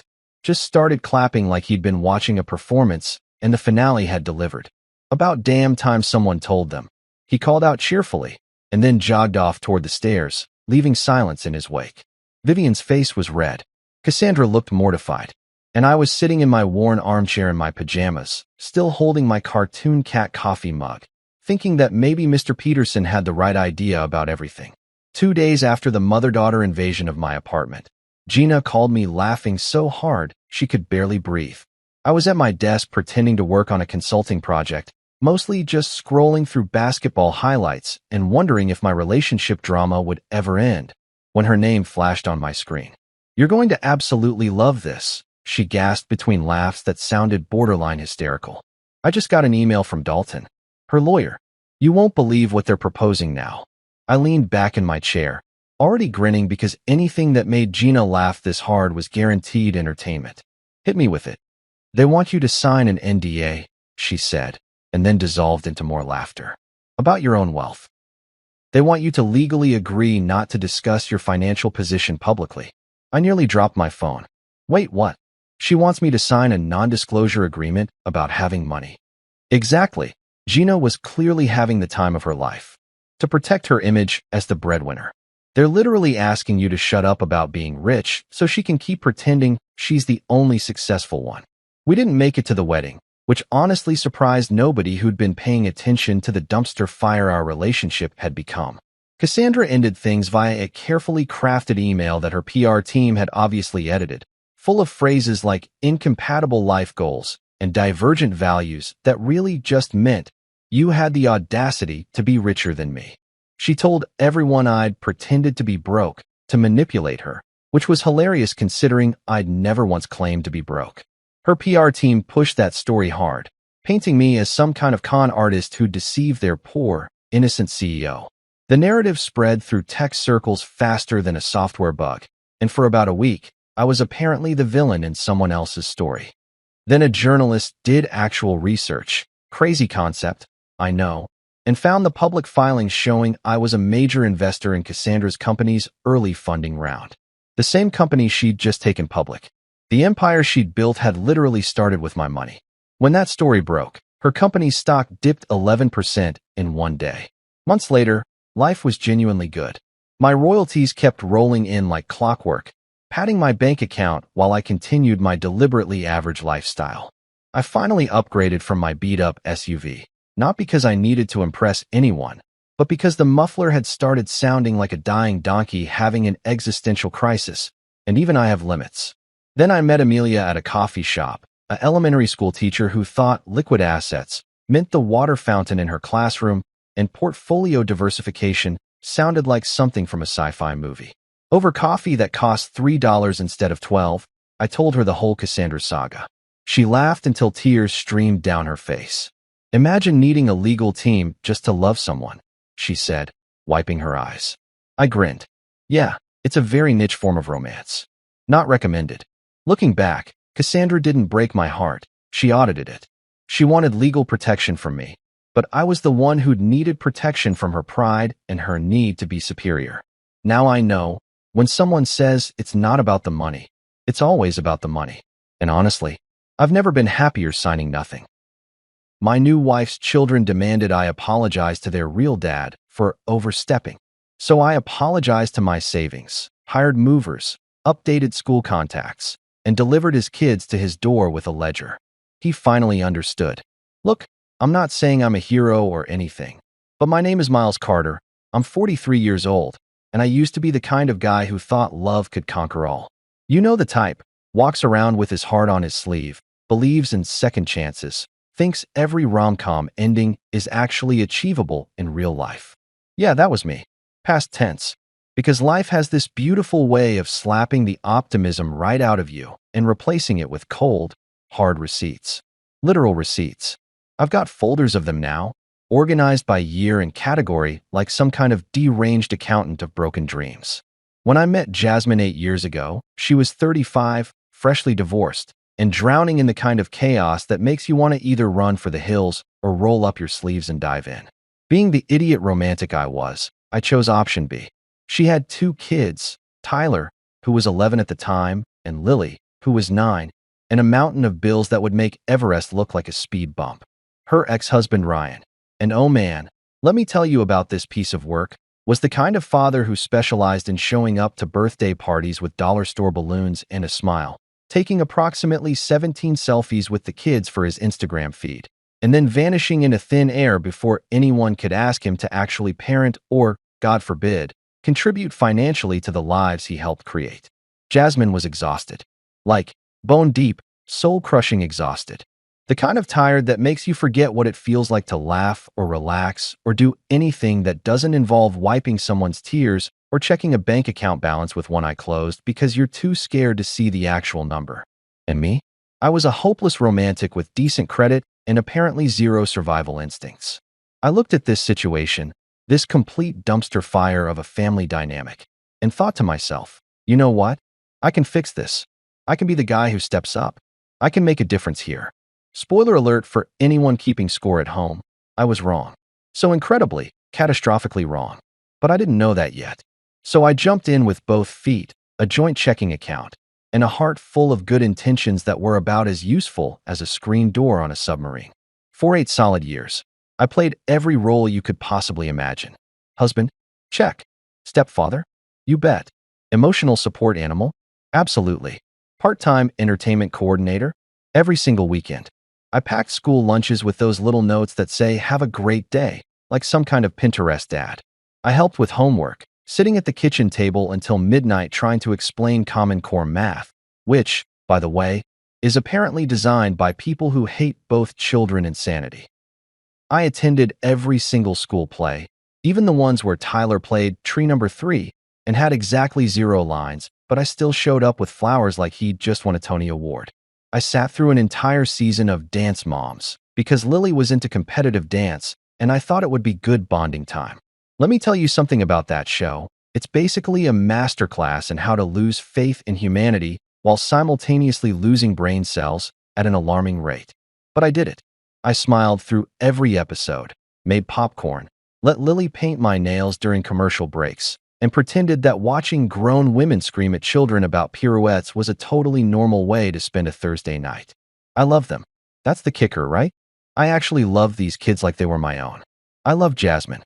I thought we were building something real here. A family, a home, a future filled with inside jokes and holiday traditions, and maybe eventually some peace and quiet when the kids went to college. I imagined Tyler's high school graduation, Lily's wedding, grandkids someday calling me Pop Pop or whatever adorable name they'd come up with. I saw the whole picture, the whole beautiful Norman Rockwell painting of what our life could be. I upgraded their bedrooms, turning Tyler's room into a gamer's paradise with LED lights and a setup that would make Twitch streamers jealous, and transforming Lily's space into something out of a fairy tale with those string lights that teenage girls love and enough throw pillows to supply a small boutique hotel. I took them on vacations, real vacations, not the let's drive 2 hours and stay at a Motel 6 kind, but actual trips to theme parks and beaches where we made memories and took photos that I legitimately thought we'd be looking at together decades from now. Laughing about that time Tyler threw up on the roller coaster, or when Lily convinced me to ride the teacups 17 times in a row until I questioned every life choice that led me to that moment. I paid for everything. And I mean everything. School supplies, extracurricular activities, medical bills, dental work, because apparently both kids inherited their mother's teeth situation. New shoes every 3 months because children's feet grow at an absolutely unreasonable rate. Birthday parties that cost more than my first car. Christmas presents that I stayed up until 2 a.m. assembling because nothing says, I love you, like building a trampoline in the dark while questioning your manual reading abilities, summer camps, sports equipment. Music lessons that Lily quit after 2 weeks, but I'd already paid for the whole semester. Tyler's obsession with collecting sneakers that cost more than my monthly car payment. And let's not forget the time I financed braces for both of them to the tune of $8,000 because Jasmine looked at me with those eyes and said it would really boost their confidence. I became the guy who knew all their friends' names, who drove the carpool, who volunteered for field trip duty and showed up to parent-teacher conferences taking notes like I was studying for the bar exam. I learned TikTok dances because Lily insisted we make family content. I played Fortnite with Tyler even though I'm absolutely terrible at video games, and he would just laugh at me getting eliminated within the first 30 seconds of every match. I did all of it willingly, happily even, because I genuinely believed we were building something real. But here's the thing about building something. You need a solid foundation, and you need everyone involved to actually want the same structure.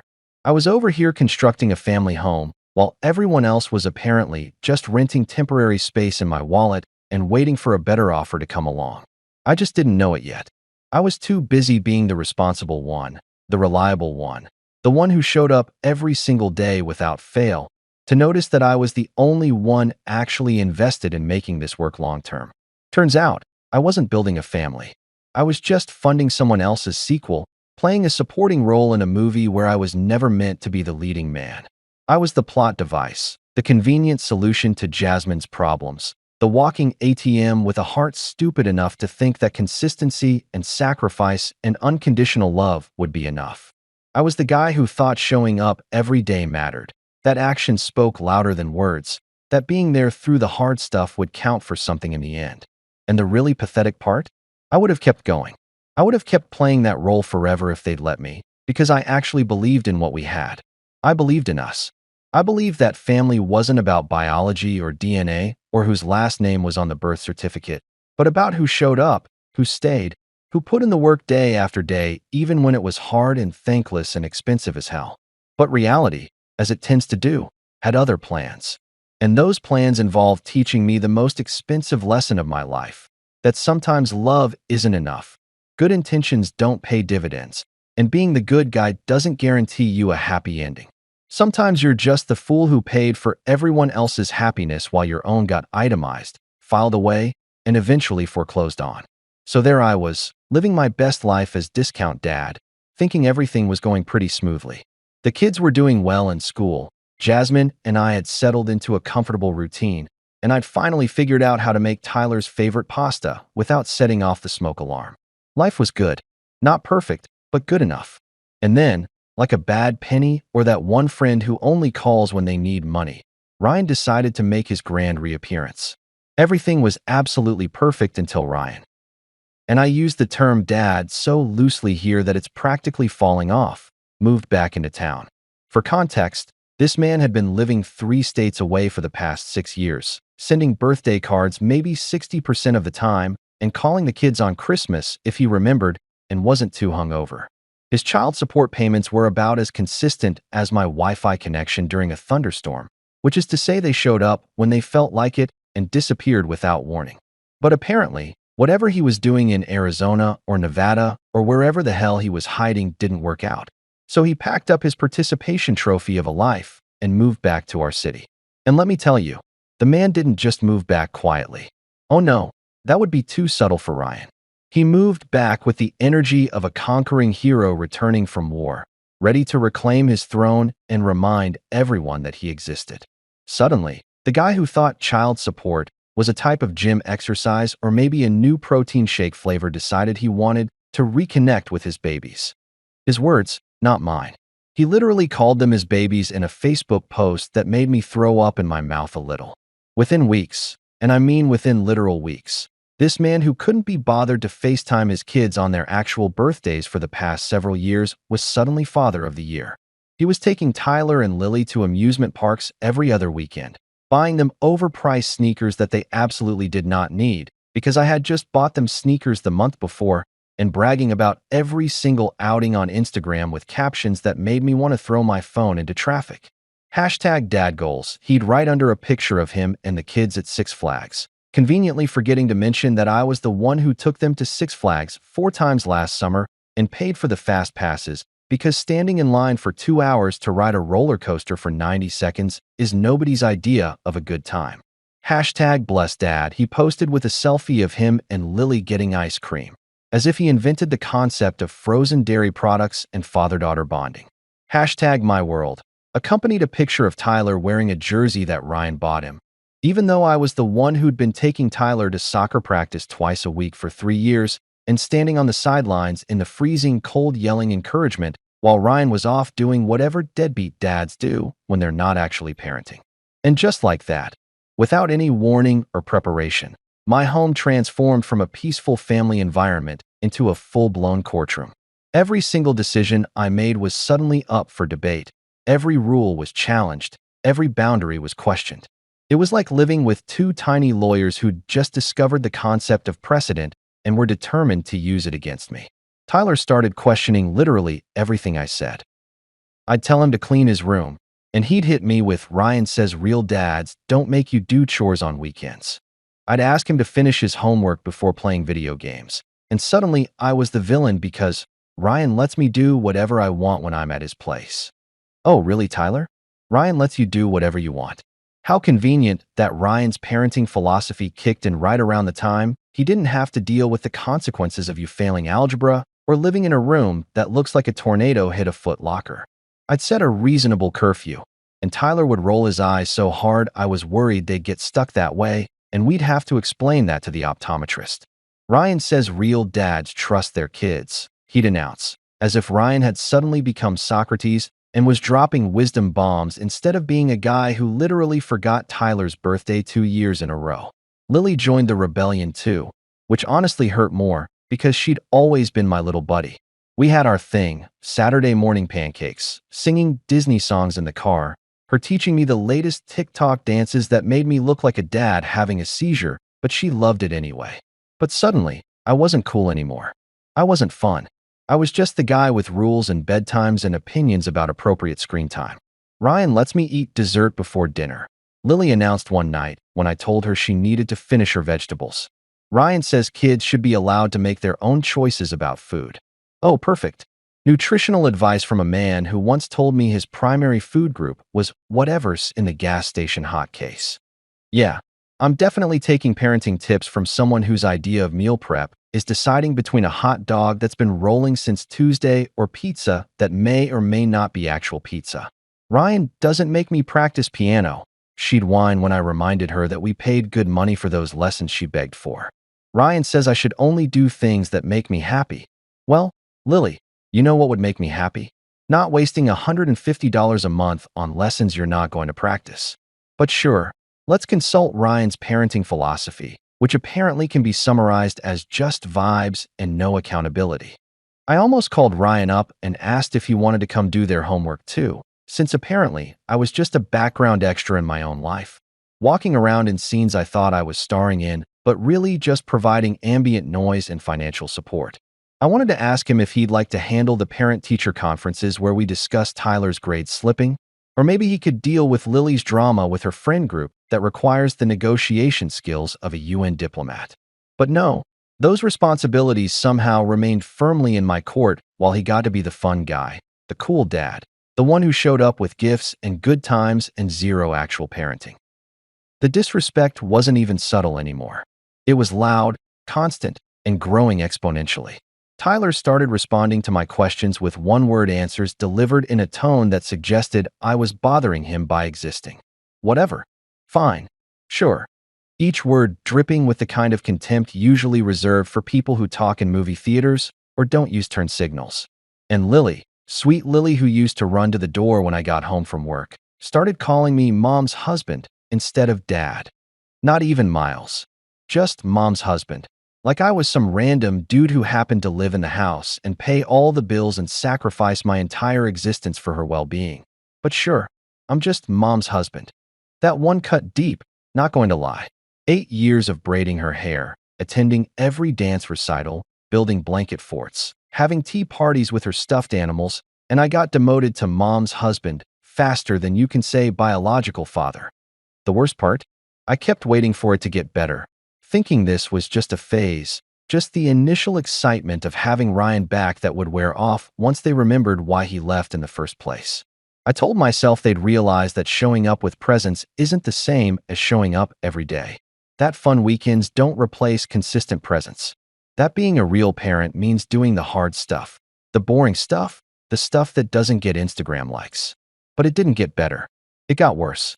Every day brought new comparisons, new criticisms, new ways for me to fall short of the Ryan standard, which apparently was incredibly high when it came to fun and incredibly low when it came to actual responsibility. And through it all, I kept thinking, this has to end eventually, right? They'll see through this. They'll remember who was actually here. Spoiler alert, I was wrong about that too. So naturally, like any reasonable person watching their home life implode in slow motion, I decided to talk to my wife about what was happening. Revolutionary concept, I know. Communication, honesty, addressing problems like adults. You know, all those things marriage counselors talk about on podcasts and in books with titles like 7 Habits of People Who Don't Want to Strangle Their Spouse. I waited until the kids were asleep, poured myself a bourbon that I definitely needed, and sat down with Jasmine in our living room. The same living room where I'd proposed to her 5 years earlier, down on one knee like an idiot, thinking I was securing our future when really I was just signing up for an extended trial period that could be canceled at any time without penalty.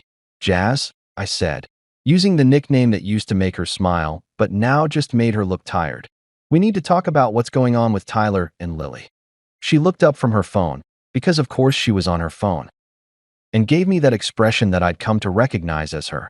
I already know where this is going, and I don't want to deal with it face. You know the one. Every married person knows the one.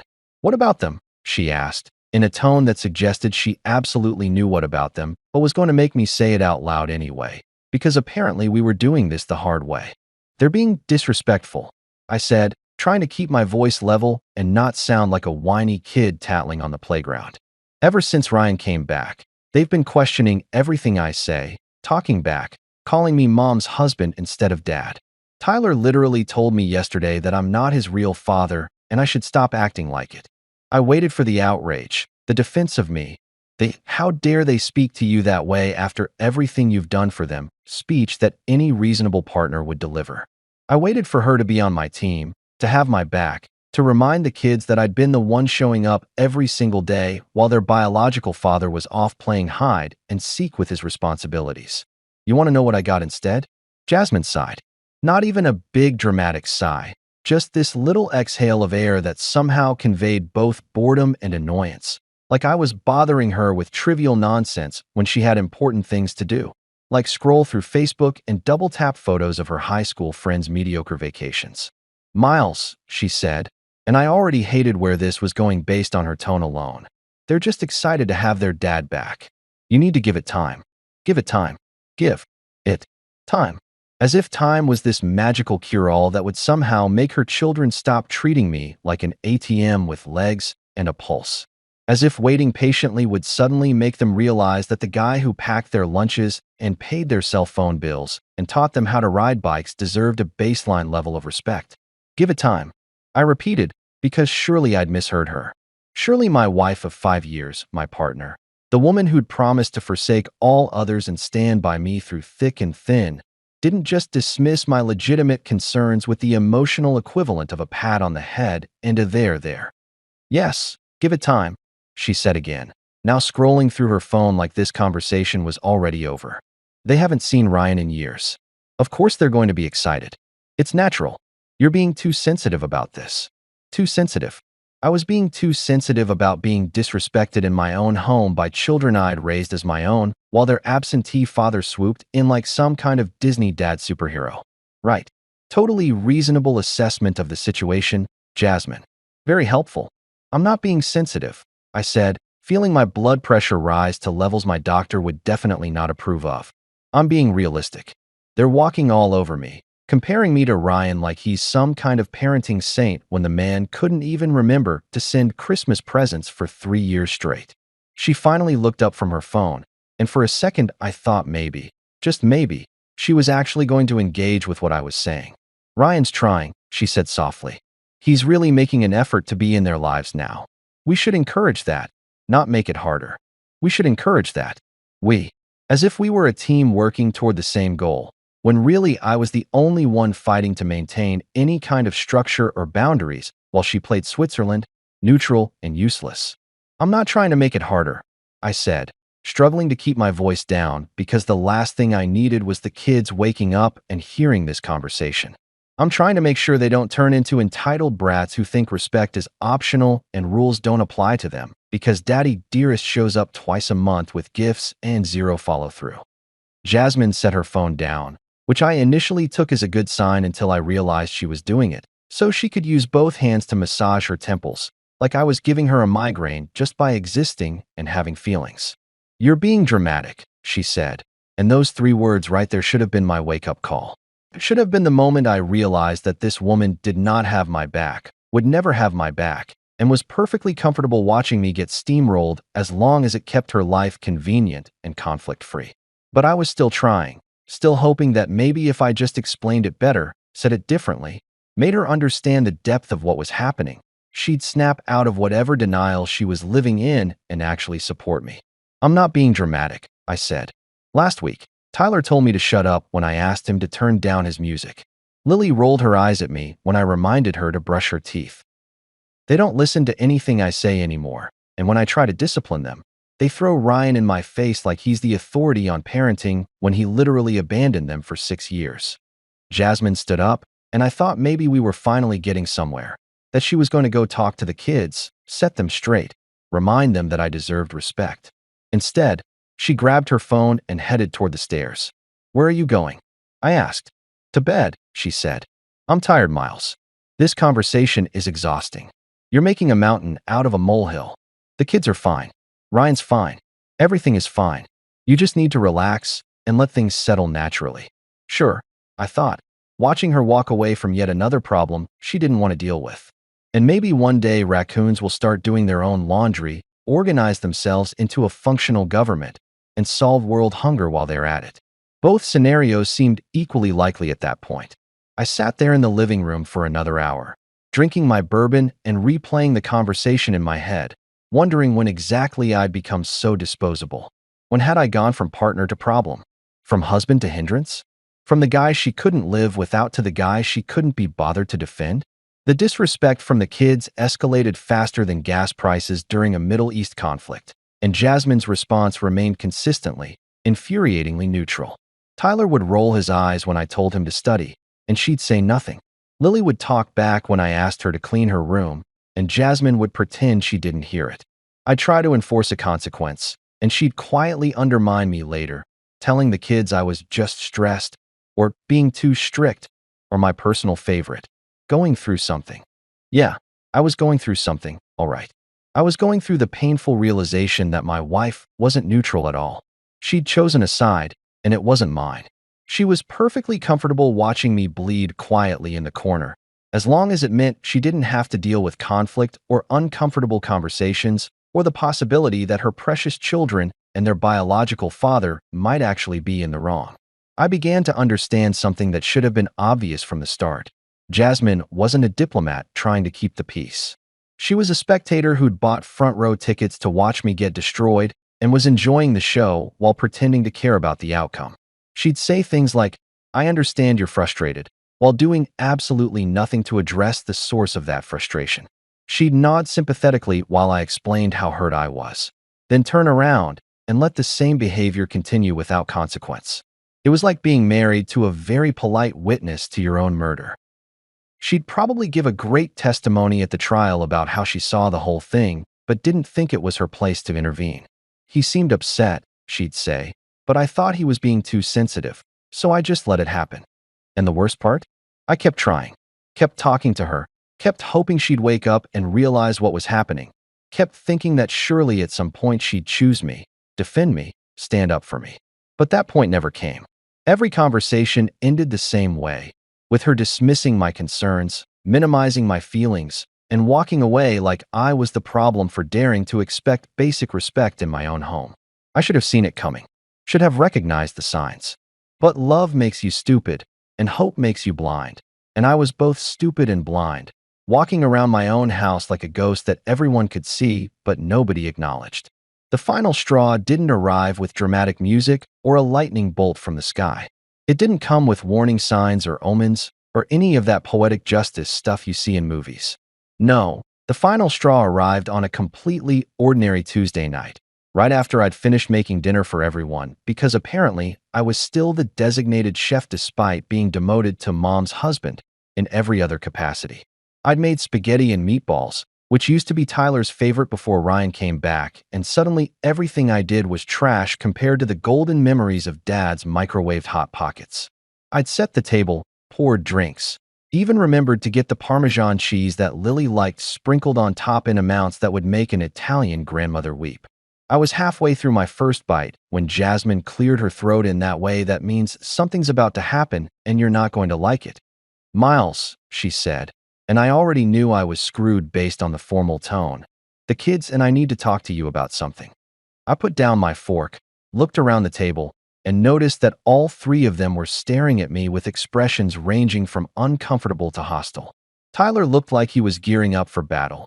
Lily looked like she'd rather be anywhere else. And Jasmine looked like a moderator about to referee a debate she'd already decided the outcome of. "Okay," I said slowly, my appetite disappearing faster than my patience had over the past few months. "What's going on?" I was thinking maybe we were going to discuss chores, or perhaps vacation plans, or maybe they wanted to talk about what we were doing for Thanksgiving. You know, normal family meeting stuff. The kind of thing you discuss over dinner like reasonable human beings who live together and allegedly care about each other.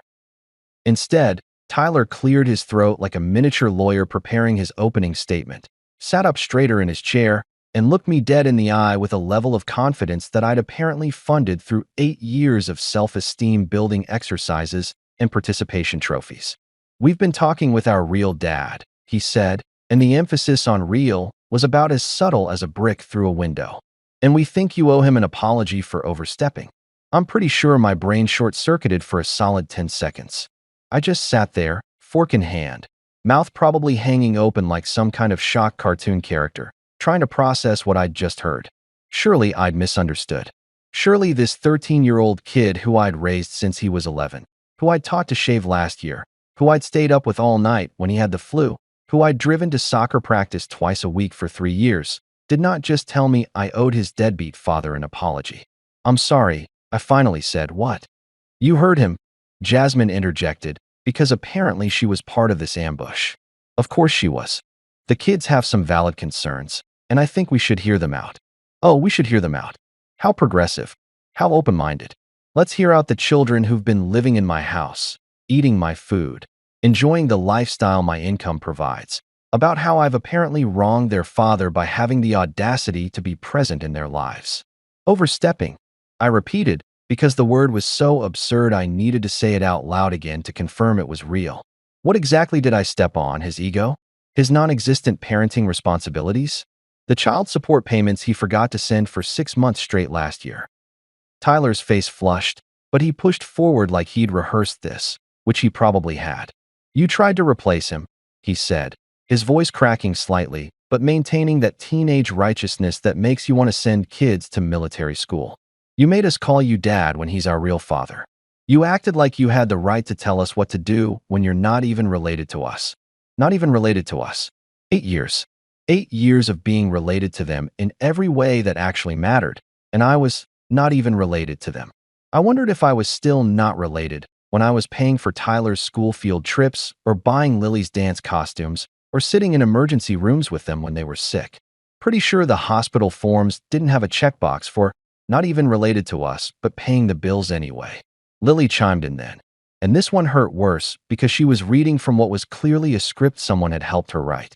Her eyes kept darting down to her lap, and her voice had that rehearsed quality of a kid in a school play who memorized their lines but doesn't really understand them. "You tried to replace him," she said quietly, and I could hear Ryan's words coming out of her mouth. "You made us call you dad when he's our real father. It wasn't fair to him or to us. We want our real family back. Our real family." I looked at this kid who I'd tucked into bed almost every night for 8 years, who I'd helped with nightmares and school projects and friendship drama, who'd cried on my shoulder when her best friend moved away, who I'd taught to ride a bike and tie her shoes and believe in herself, and she was telling me I wasn't her real family. I turned to Jasmine, desperately hoping she'd intervene, that she'd stop this absolute circus before it went any further, that she'd remind these kids of reality and facts, and who'd actually been there for them day in and day out. Instead, she nodded thoughtfully, like they'd just presented a compelling argument in a college debate class, and said the words that would replay in my head for months afterward. "Maybe they have a point, Miles. Maybe you've been too controlling. Maybe you did try to replace Ryan instead of just supporting their relationship with him. Too controlling. I'd been too controlling by being a parent, by having rules and expectations and boundaries, by thinking that raising children meant actually raising them, not just throwing money at them and hoping they turned out okay, by believing that being a father meant more than just showing up when it was convenient and fun." The room went silent except for the sound of my heart breaking, which I'm pretty sure was audible to everyone at that table. I looked at each of them, Tyler with his rehearsed anger, Lily with her scripted hurt, Jasmine with her diplomatic betrayal, and something inside me just snapped. Not in a yelling, dramatic way, more like a light switch flipping off. Click. Done. I could have fought, could have argued, could have listed every single thing I'd done for these kids, every sacrifice I'd made, every moment I'd chosen them over my own comfort or convenience.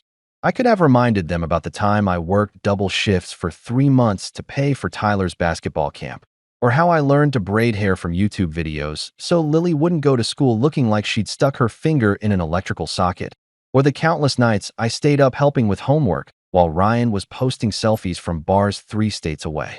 But what would have been the point? They'd already decided I was the villain in their story. They'd already rewritten history with Ryan as the misunderstood hero and me as the evil stepfather who'd stolen their real family away. Facts didn't matter. Reality didn't matter. 8 years of my life didn't matter. So instead of arguing, instead of defending myself, instead of trying to make them see reason, I just smiled. It wasn't a happy smile. It was the smile of a man who'd just realized he'd been playing a rigged game and had finally decided to stop playing. "You're right," I said calmly, watching confusion flicker across their faces because they'd clearly expected a fight. "You're absolutely right. I have been overstepping. I've been way too involved in your lives. Way too controlling. Way too present. That's my fault, and I apologize. Tyler blinked, thrown off his script. So you'll apologize to Dad? Oh, I'll do better than that, I said, standing up from the table and grabbing my plate. I'm going to fix this problem immediately. Starting right now, I'm going to stop overstepping completely. No more rules from me. No more expectations. No more involvement whatsoever. You want your real dad? You got him. 100% real dad, 0% me. What does that mean? Lily asked, and for the first time I heard uncertainty in her voice. It means, I said, scraping my dinner into the trash because my appetite had died along with my tolerance for this nonsense, that I'm going to give you exactly what you asked for. Your real family back, without me overstepping or trying to replace anyone. Congratulations, kids. You win. I walked out of the dining room, leaving 3 very confused people behind me, and went straight to my home office. I had work to do, plans to make, a whole life to dismantle piece by piece. Because if they wanted their real dad so badly, they were about to find out what that actually meant. And spoiler alert, it wasn't going to be trips to Six Flags and new sneakers. It was going to be reality, itemized and billed accordingly. And I was going to enjoy every single second of it. That night, while Jasmine and the kids were downstairs probably celebrating their victory over the evil stepdad, I sat in my home office and opened a fresh Excel spreadsheet. I titled it The Carter Family Refund Initiative and cracked my knuckles like a pianist about to perform the concert of his life. If they wanted their real dad, they were going to get the full experience, financially, emotionally, and legally. I was about to give them exactly what they asked for, and I was going to document every single step of the process. See, here's the thing about me that they'd somehow forgotten during their little intervention. I'm an accountant. Not just any accountant, a damn good one. I track things. I organize things. I keep receipts like some people keep family photos. Every single expense from the past 8 years was documented, categorized, and backed up in 3 different locations because I'm nothing if not thorough. They thought they were dealing with some pushover who'd just accept their disrespect and keep funding their lifestyle. They thought wrong. I started pulling files, opening folders, gathering documentation. 8 years of birthday parties, Christmas presents, school supplies, extracurricular activities, medical expenses, dental work, clothes, shoes, electronics, vacations, summer camps, and more. Every single receipt, every bank statement, every credit card charge that had anything to do with Tyler and Lily. I'd kept everything because that's what responsible people do. We document, we track, we maintain records. The numbers started adding up on my screen, and let me tell you, watching that total climb was both horrifying and satisfying in equal measure. School tuition and fees, $42,000. Braces for both kids, $8,000. Dance lessons, soccer leagues, basketball camps, and various other activities they begged for and then quit halfway through, $15,000. Clothes and shoes, because apparently children grow at an absolutely unreasonable rate and also need 17 pairs of sneakers they'll wear exactly once, $12,000. Birthday parties that cost more than some people's weddings, $9,000. Christmas presents, because I'm the idiot who believed in making magical memories, $11,000. Medical expenses, because Jasmine's health insurance through her job was garbage and I'd added them to my premium plan, $18,000. Cell phones, because apparently 13-year-olds need the latest iPhone to survive middle school, $4,000. Computers and electronics, including that gaming PC I bought Tyler for schoolwork, that he definitely used exclusively for homework and not at all for streaming Fortnite for 7 hours a day, $6,000. Vacations, because I thought family trips would bring us closer together, $23,000. Summer camps, music lessons, art supplies, sports equipment, and various other random expenses that seemed important at the time, $31,000. And that wasn't even counting the regular daily stuff. Groceries, utilities, the bigger house we'd moved into so the kids could have their own rooms, the increased car insurance because apparently teenage drivers cost a fortune even when they're not on your policy yet, but you're planning ahead. I didn't itemize every single chicken nugget or gallon of milk, though I probably could have. I stuck to the big stuff, the documented expenses, the things I could prove in a court of law if necessary. The grand total came to $348,600, $3.74. That last 74 cents was from a pack of gum Lily wanted at the grocery store 3 years ago. And yes, I kept that receipt too. I stared at that number for a solid 5 minutes, watching it sit there on my screen in all its six-figure glory, representing 8 years of my life condensed into a dollar amount that could have bought a nice house in some parts of the country. $348,000. That's what it cost to be told I was overstepping and not their real family. That's what I'd invested in children who just told me I had no right to parent them. That's the price tag on being too controlling. Seemed like a lot of money for someone who apparently had no authority or connection to these kids. I made 3 copies of the complete financial breakdown. One for Jasmine, one for Ryan, and one for my own personal closure folder that I planned to look at whenever I felt weak or nostalgic or tempted to think that maybe I'd been too harsh. Each copy was professionally bound, color-coded by category, with graphs and charts because I'm petty and also really good at Excel. If I was going to destroy my own life, I was going to do it with proper documentation and visual aids. But the spreadsheet was just the beginning. I had calls to make, documents to file, legal matters to handle. I waited until a reasonable hour the next morning, because even in my rage, I'm not the kind of person who calls lawyers at midnight, and started making my list. First call, my lawyer. His name is Dennis. He's been handling my legal stuff for years, and he's seen some weird requests in his time, but this one was going to be special. Dennis, I said when he picked up, I need to undo 2 adoptions.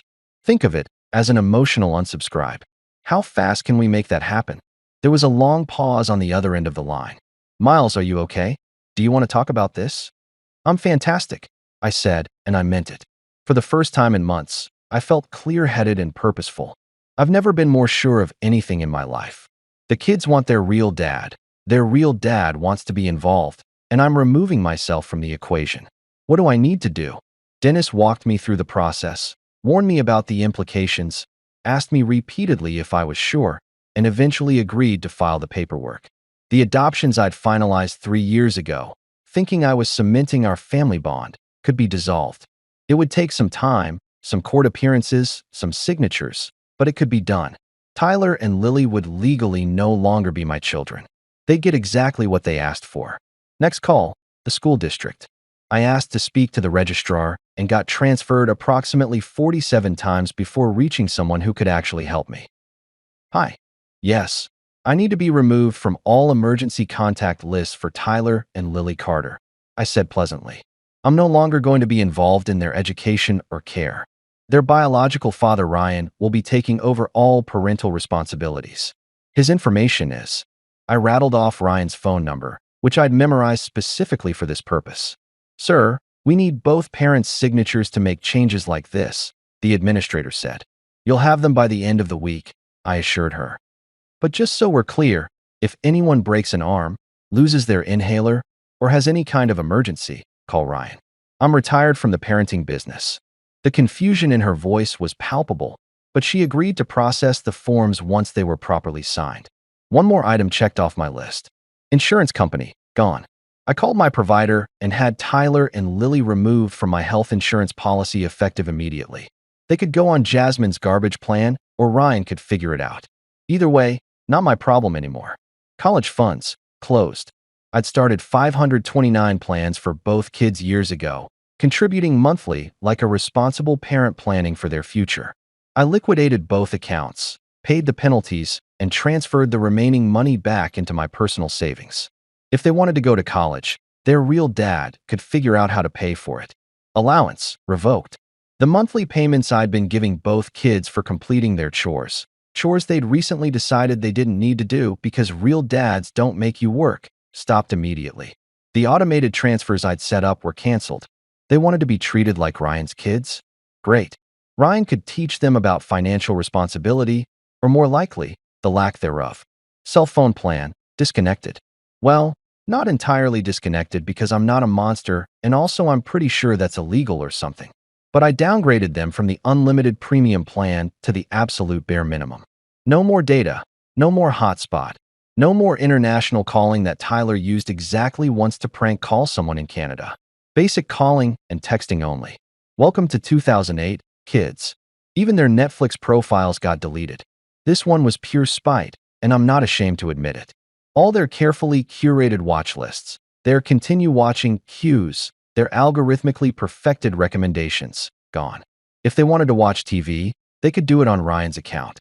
Assuming he had one. Assuming he paid his bills. Big assumptions, really. I spent the entire day methodically dismantling 8 years of financial and legal connections, and it felt like the most productive day I'd had in months. Saturday morning rolled around with the kind of beautiful weather that makes you feel like the universe is on your side. Clear blue skies, perfect temperature, birds chirping. It was the kind of day that belongs in a commercial for allergy medication or retirement planning. I woke up at 6 a.m., made myself a massive breakfast because I was going to need the energy, and then did something I'd been fantasizing about all week. I rented a moving truck. Not a small one, either. I got the biggest U-Haul they had, the kind of truck that screams someone's life is changing dramatically today. When I pulled into the driveway, Jasmine came out onto the porch in her bathrobe, coffee mug in hand, looking confused. "Miles, what's going on? Are we moving?" "Sort of," I said cheerfully, lowering the truck's ramp with a loud clang that probably woke up the neighbors. "Just rearranging who lives here. Don't worry about it. Want to help me load boxes?" She didn't want to help me load boxes. She stood there sputtering questions I didn't answer while I went inside and started the most therapeutic packing session of my life. Every single thing I'd ever bought for Tyler and Lily was going into that truck. Clothes? Packed. Toys they hadn't played with in years but refused to donate because kids are hoarders? Packed. Books, sporting equipment, art supplies. That expensive keyboard Lily used for exactly 2 weeks before deciding she wasn't actually interested in learning piano? All of it. Packed. The gaming PC that I'd spent $1,200 on and Tyler swore he needed for school projects? I unplugged that baby with the kind of satisfaction usually reserved for popping bubble wrap or peeling the plastic off new electronics. The 40-inch TV from Lily's room that she needed to watch dance tutorials? Gone. The mini fridge I'd installed in Tyler's room because he complained about having to walk downstairs for snacks? Sayonara. I packed up trophies from sports leagues I'd paid for and driven them to twice a week. I packed up the expensive bedding sets they'd begged for. I even packed up the smart speakers I'd bought them for Christmas, which meant they'd actually have to get up to turn off their lights like cave people. The horror. Tyler woke up around 8 and came downstairs to find me loading his entire closet into boxes. "What are you doing?" he asked, his voice still scratchy with sleep and rising panic. "Spring cleaning," I said, not looking up from the box I was packing with his sneaker collection. "Well, more like reality delivery. How many pairs of Jordans do you have?" "I count 17. That's $4,800 worth of shoes, by the way. Did you know that?" "Probably not, because you didn't pay for them." "You can't just take my stuff," he protested, now fully awake and looking like he was about to cry or punch me. "Maybe both." "Actually, I can," I said, sealing the box with packing tape. "Because it's not your stuff. It's my stuff that I let you use. But since I'm not your real dad and I've been overstepping, I figure your real dad should be the one providing all this. Makes sense, right? That's what you wanted." Lily appeared in the doorway, took one look at the chaos, and immediately started crying. "Mom," she screamed. "Mom, Miles is stealing everything." Jasmine came running, and the look on her face when she saw the truck being loaded with approximately $18,000 worth of kid stuff was almost worth the entire ordeal. Almost. "Miles Carter, what the hell do you think you're doing?" she demanded, using my full name like I was a child in trouble and she was the principal. "Delivering a valuable life lesson," I said, carrying a box of Tyler's video games past her. "Also known as giving them exactly what they asked for. They want their real dad. They get their real dad. Full package deal. No more overstepping from me." I had the address to Ryan's apartment programmed into my phone. And let me tell you, the drive across town in that massive truck filled with the physical evidence of 8 years of parenting was surreal. I felt like Santa Claus, except instead of delivering presents, I was delivering consequences. Ho ho ho, here's reality.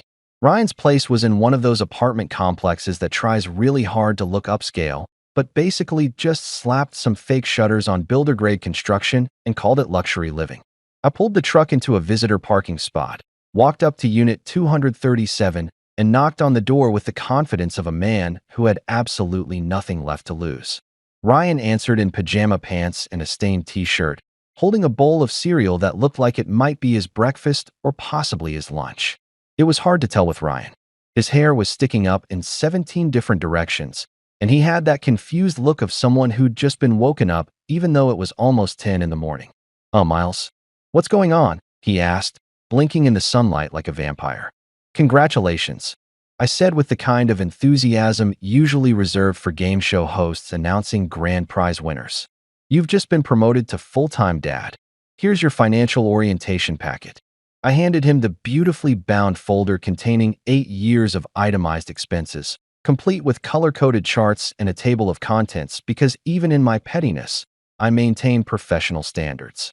He took the folder, flipped it open, and I watched his face go through several stages of emotion.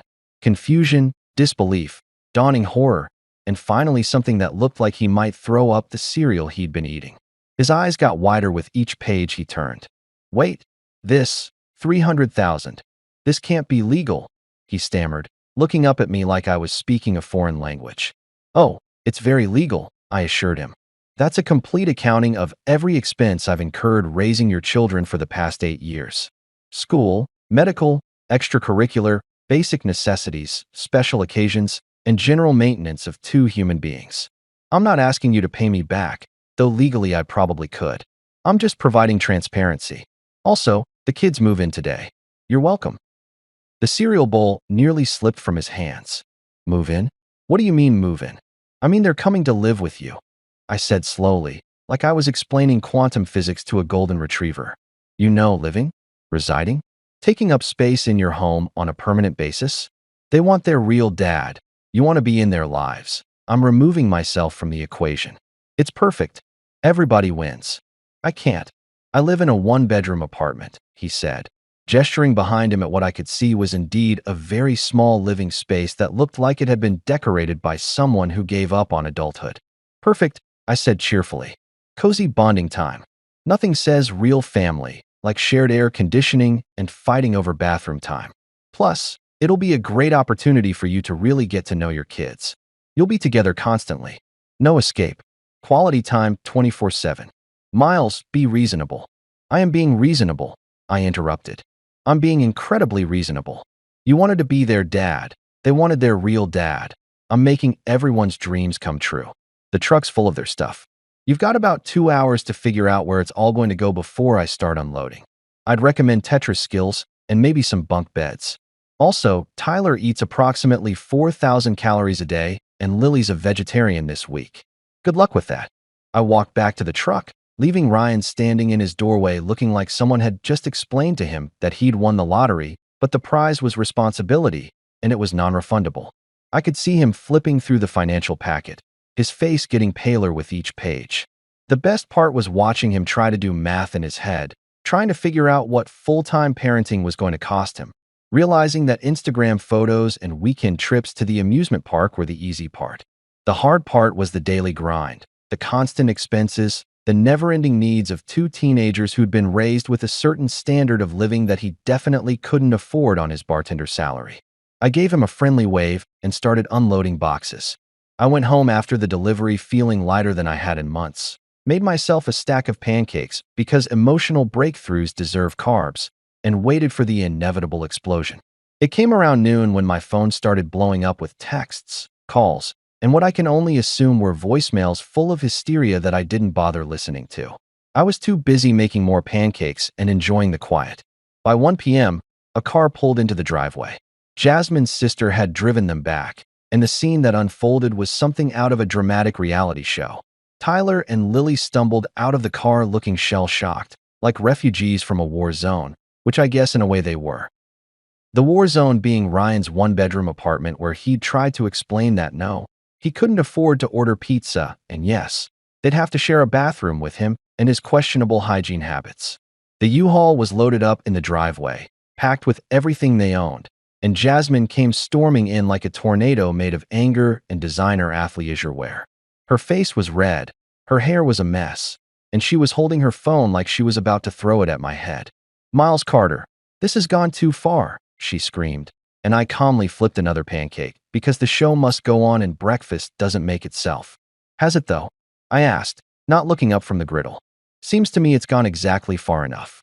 The kids wanted their real dad. I gave them their real dad. Problem solved. You can't just kick children out of their home, she shrieked. And I had to admire her commitment to the performance even though we both knew this was entirely her fault. I'm not kicking them out, I said reasonably, transferring the pancake to a plate. I'm relocating them to their preferred parental unit. They made it very clear at our family meeting that I'm not their real family, and I've been overstepping. So I stopped stepping. Completely. Want some pancakes? They're really good. Tyler appeared in the doorway, his eyes red from crying, and I almost felt bad. Almost. You can't do this, he said, his voice cracking in that way teenage boys' voices do when they're trying to sound tough, but actually just sound like a squeaky toy. Actually, I can, I said, finally looking at him directly. I'm excellent at doing things people think I can't.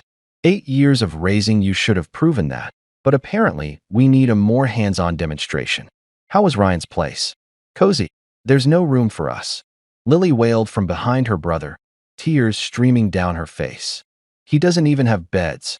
Sounds like a real dad problem to solve, I said, drizzling syrup on my pancakes with the precision of a surgeon. I'm sure he'll figure it out. He said all morning. Lily pushed past Tyler and ran to me, grabbing my arm with small hands that I'd held 1,000 times before. You're still my dad, she whispered through her tears, and man, that one hit different. That one almost broke through my armor of righteous anger and spreadsheet-backed revenge. But then I remembered her sitting at that dinner table, reading from her script about how I'd tried to replace Ryan, and my resolve hardened right back up like concrete. On paper? Not anymore, I said gently, removing her hands from my arm. The adoption reversal paperwork is being filed this week. But don't worry, your real one's got it covered. Sort of. Maybe. We'll see. I handed Jasmine the divorce papers I'd been carrying in my back pocket, the ones I'd signed that morning with a pen I'd bought specifically for the occasion, because even petty revenge deserves good stationery. Don't worry, I signed them neatly. Lawyer says you should have them processed within 60 days. I'm keeping the house since I paid for it, but you're welcome to whatever's left in our joint account after I remove my contributions. Should be about $47. Treat yourself. She stared at the papers like they were written in ancient hieroglyphics, her mouth opening and closing without sound coming out. It was the first time in our entire relationship I'd seen Jasmine completely speechless, and I'd be lying if I said it wasn't satisfying. You're really doing this, she finally said, and it wasn't a question. I really am, I confirmed. You 3 wanted your real family back without me overstepping? Congratulations. You got it. Ryan's expecting you. He's probably already trying to figure out how to fit 2 kids' worth of stuff into a coat closet. When they finally left, Tyler begging through his tears, Lily sobbing into her hands, Jasmine threatening legal action she couldn't afford. I watched from the window as they loaded into Jasmine's car, their belongings packed into the U-Haul behind it, and drove away toward whatever disaster awaited them at Ryan's place. I stood there in my quiet, empty house for a long moment, taking in the silence. No one yelling about whose turn it was to unload the dishwasher. No one screaming about borrowed clothes or stolen chargers. No one demanding money for something they absolutely needed right this second. Just peace. Blessed, expensive, hard-earned peace. I walked over to my Alexa, the one smart home device I'd kept for myself, and said clearly, "Alexa, play another One Bites the Dust." As Freddie Mercury's voice filled my empty house, I finished my pancakes and smiled. Not a happy smile exactly. More like the smile of a man who'd just performed the most expensive magic trick of his life, making an entire family disappear with nothing but receipts and boundaries. Within 2 weeks, the universe decided to demonstrate exactly why they call it karma and not coincidence. I didn't have to do anything except sit back, sip my coffee, and watch the dominoes fall with the kind of satisfaction usually reserved for people who correctly predicted the ending of a mystery novel everyone else thought was unpredictable. The first domino was Ryan's housing situation. Turns out, landlords have rules about how many people can occupy a 1-bedroom apartment, and 3 is generally not the approved answer. Ryan's landlord, a lovely woman named Patricia who apparently had eyes and could count, showed up 4 days after the kids moved in, took one look at the situation. 2 teenagers sleeping on air mattresses in the living room surrounded by boxes of stuff that wouldn't fit anywhere, and handed Ryan an eviction notice faster than you can say lease violation.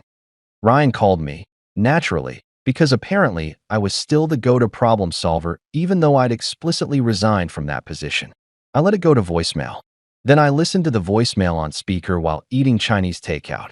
And let me tell you, nothing makes lo mein taste better than the sound of your ex-stepkid's real dad, explaining through tears that he had 30 days to find a new place. And did I know how expensive two-bedroom apartments were? I did know, actually. That's why I bought a house. The second domino was Tyler's college plans. See, Tyler had been accepted to a pretty decent state university with plans to start in the fall. I'd been helping him fill out financial aid forms. We'd toured the campus together. I'd even started talking to him about majors and career paths. But all of that required something called parental financial information. And suddenly Ryan's bartender income, combined with Jasmine's part-time retail job, wasn't painting the pretty picture that my accountant's salary had been painting. Tyler's financial aid package evaporated faster than my patience had during that family meeting. The scholarships that had seemed like sure things suddenly weren't so sure when the financial need calculations changed. The student loans he qualified for weren't enough to cover tuition, room, and board. And the college fund I'd liquidated? Well, that money was sitting in my personal savings account, earning interest and minding its own business. Tyler called me crying about it. I almost answered. Almost. But then I remembered him clearing his throat like a lawyer and telling me I owed his father an apology, and I let that call go to voicemail too. Later, I listened to him sob about how his whole future was ruined and could I please help him figure this out. And I deleted it while watching Netflix on my giant TV that no longer had anyone else's profiles cluttering up my recommendations. The third domino was Lily's soccer career. She'd been playing competitive soccer for 3 years, on a travel team that cost approximately $3,000 per season when you factored in league fees, tournament costs, equipment, and travel expenses. She was actually pretty good, had dreams of playing in college, maybe even getting a scholarship. But competitive sports require money, lots of it, and consistency, and someone who can drive you to practices 4 times a week and games every weekend. Ryan's work schedule as a bartender meant he worked most evenings and weekends. Jasmine's retail job wasn't much better, and neither of them had $3,000 lying around for soccer fees. Lily quit the team after 2 weeks. I heard about it through Facebook, of all places, where her coach had posted something nice about wishing her well in her new chapter. I felt a tiny pang of guilt about that one. Tiny, very tiny, about the size of the consideration they'd given my feelings during their little family intervention. The fourth domino was just general quality of life stuff that I hadn't even realized I'd been providing. Jasmine had to move in with her sister Karen, who lived in a tiny 2-bedroom condo on the sketchy side of town and had exactly 1 towel per person in her household because she believed in minimalism, which was really just code for broke, but making it sound intentional. Karen also had a grudge against Jasmine from some argument they'd had in 2015 about a borrowed dress that was never returned. So the living situation was about as comfortable as a bed of nails covered in lemon juice. I knew all this because my buddy Jeff was dating Karen's coworker, and information travels fast in social circles when people enjoy watching drama unfold. My phone became a symphony of missed calls. Tyler begging, Lily crying, Ryan pleading for just a little help, man, just to get us through this rough patch. Jasmine alternating between anger and desperation, her voicemails ranging from, "You're a monster," to, "Please, we can work this out." I ignored them all while sipping coffee from a mug I'd bought myself that said, "Not my circus, not my monkeys." Except it had been my circus for 8 years, and I'd finally sold my ticket and left the tent. Now I was just a spectator watching from a comfortable distance, and the view was pretty damn good. I did answer one call, about 3 weeks in, just to see what would happen. It was Jasmine, and her voice was small in a way I'd never heard before. "Miles, please. The kids are miserable. Ryan can't handle this. I made a mistake." "You made several mistakes," I corrected her. "But the biggest one was thinking I'd still be here to fix them." "I'm not your solution anymore, Jazz. I'm not anybody's solution. I'm just a guy who learned an expensive lesson about the difference between being appreciated and being used." "What do you want me to say?" she asked, and I could hear tears in her voice. "Nothing," I said honestly. "There's nothing you can say that changes anything. You sat there at that table and agreed with them when they said I was overstepping. You chose them over me, and now you get to live with that choice. We all do. I hung up and blocked her number.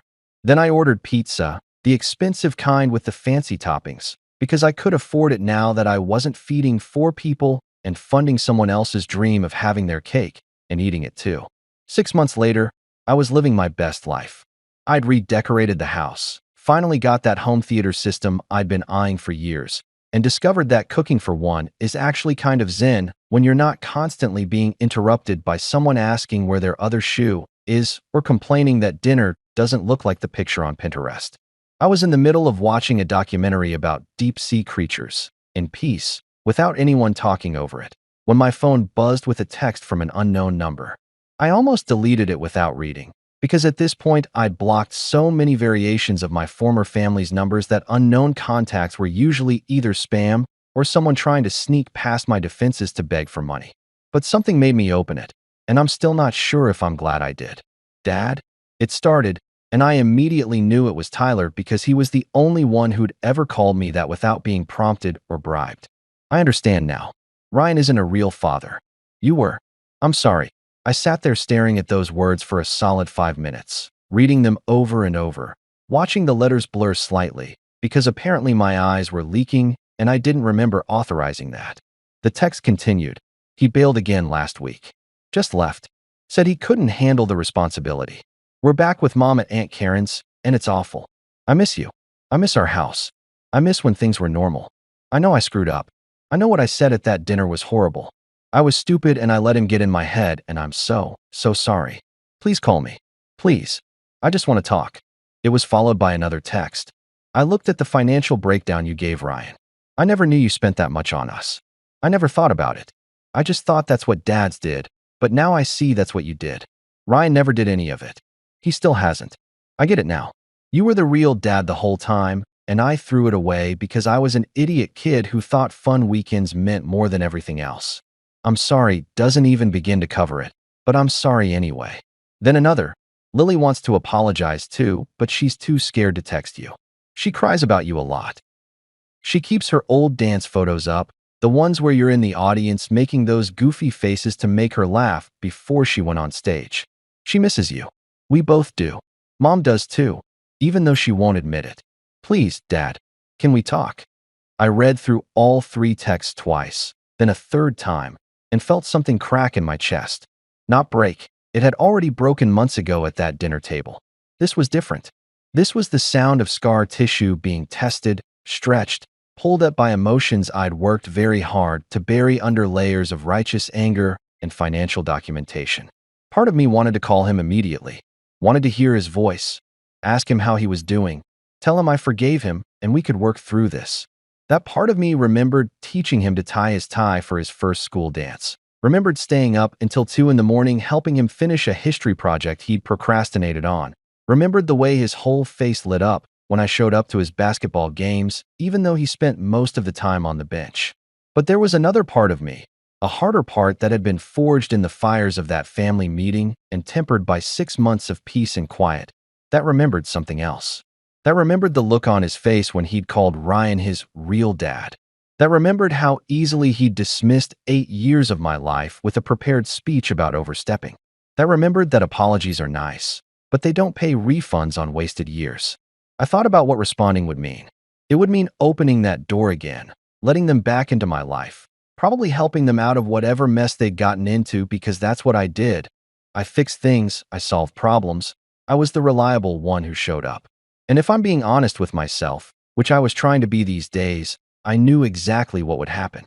I'd help Tyler with college applications again. I'd probably end up paying for some of it because watching him throw away his future wouldn't sit right with me, even after everything.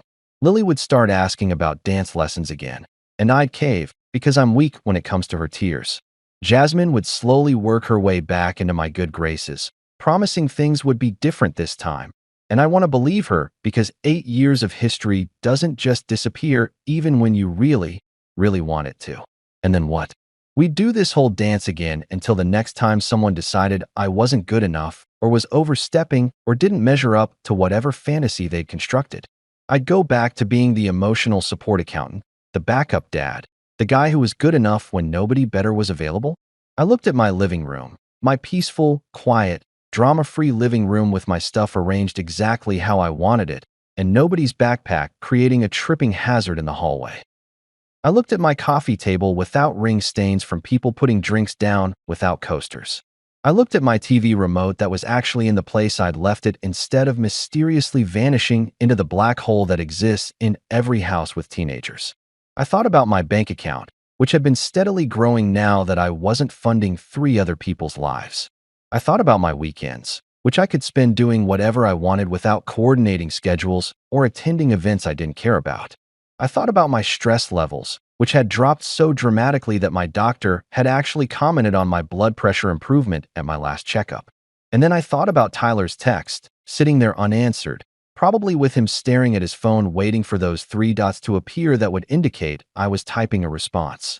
I imagined him checking every few minutes, hoping, waiting, probably crafting follow-up messages in his head about what else he could say to convince me. I smiled sadly, the kind of smile you give when you're mourning something that was already dead, but you're only now having the funeral. My thumb hovered over the keyboard, and I started typing a response. Something about how I appreciated the apology, how I was glad he understood now, how maybe we could meet for coffee sometime and talk. Then I stopped, read what I'd written, and deleted every word. Because here's the brutal truth that I'd learned over 6 months of living alone and actually being happy. Some doors, once closed, should stay closed. Some bridges, once burned, should stay ash. Some lessons are only learned when you have to live with the consequences, and swooping in to rescue people from those consequences just delays the learning. Tyler needed to understand that actions have permanent repercussions, that some things can't be fixed with an apology, no matter how sincere. That being a real dad, the kind of dad I'd been, deserved more than being someone's second choice after their first choice didn't work out. So instead of responding, I hit delete on the whole conversation and went back to my documentary about deep-sea creatures. They were talking about anglerfish, the kind where the male fuses to the female and loses all independence, basically becoming a parasite that provides genetic material. The narrator called it romantic. I called it a cautionary tale and turned up the volume. My phone buzzed again. Another text from Tyler, probably wondering if I'd seen the first ones. I didn't even look at it. I just reached over, flipped my phone face down on the couch cushion, and immersed myself back into the ocean depths where at least the predators were honest about eating you alive. Now I live in a calm house with my new girlfriend, Mara, who doesn't need rescuing or reminders that I matter. She laughs at my dad jokes voluntarily, a first in my entire adult life. She actually finds my spreadsheet obsession endearing instead of annoying, probably because she's a software engineer who understands the beauty of well-organized data. We met at a coffee shop where she was debugging code and I was doing my taxes for fun, and somehow that turned into a conversation about the satisfaction of balanced equations, which turned into dinner, which turned into the healthiest relationship I've ever had. Mara has her own house, her own career, her own life that doesn't require me to fund it or fix it. When we decided to move in together, we actually split the costs 50-50 like adults who respect each other. Revolutionary concept, I know. She pays her own bills, manages her own responsibilities, and when she says she appreciates something I did, I actually believe her because she's not saying it while simultaneously planning how to use me for the next crisis. We go on dates where nobody's kids call with emergencies that require immediate financial intervention. We watch movies all the way through without someone barging in to ask where their charger is or complaining that we're being too loud. We have actual conversations about our days that don't revolve around someone else's drama or someone else's needs or someone else's refusal to acknowledge basic reality. It's peaceful. Boring, some people might say. But after 8 years of chaos disguised as family, boring feels like winning the lottery. Sometimes I drive past Ryan's mom's place, because of course he eventually had to move in with his mother when the eviction happened and he couldn't afford a new apartment. It's on my way to the gym, so I see it a few times a week. There's usually a collection of bikes and toys scattered across the front lawn like a yard sale that never got put away, and occasionally I'll see Tyler or Lily outside looking absolutely miserable while Ryan's mom yells at someone about something through the screen door. Last week I saw the whole crew out there. Ryan, Jasmine, both kids, and Ryan's mom who looks like she regrets every life choice that led to her 58-year-old self housing her son's entire failed family experiment. They were unloading groceries from a car that was definitely not the nice SUV Jasmine used to drive. More like a 15-year-old sedan that was probably held together by hope and duct tape. Tyler was carrying bags that looked heavy, his shoulders slumped in that universal teenage posture of defeat.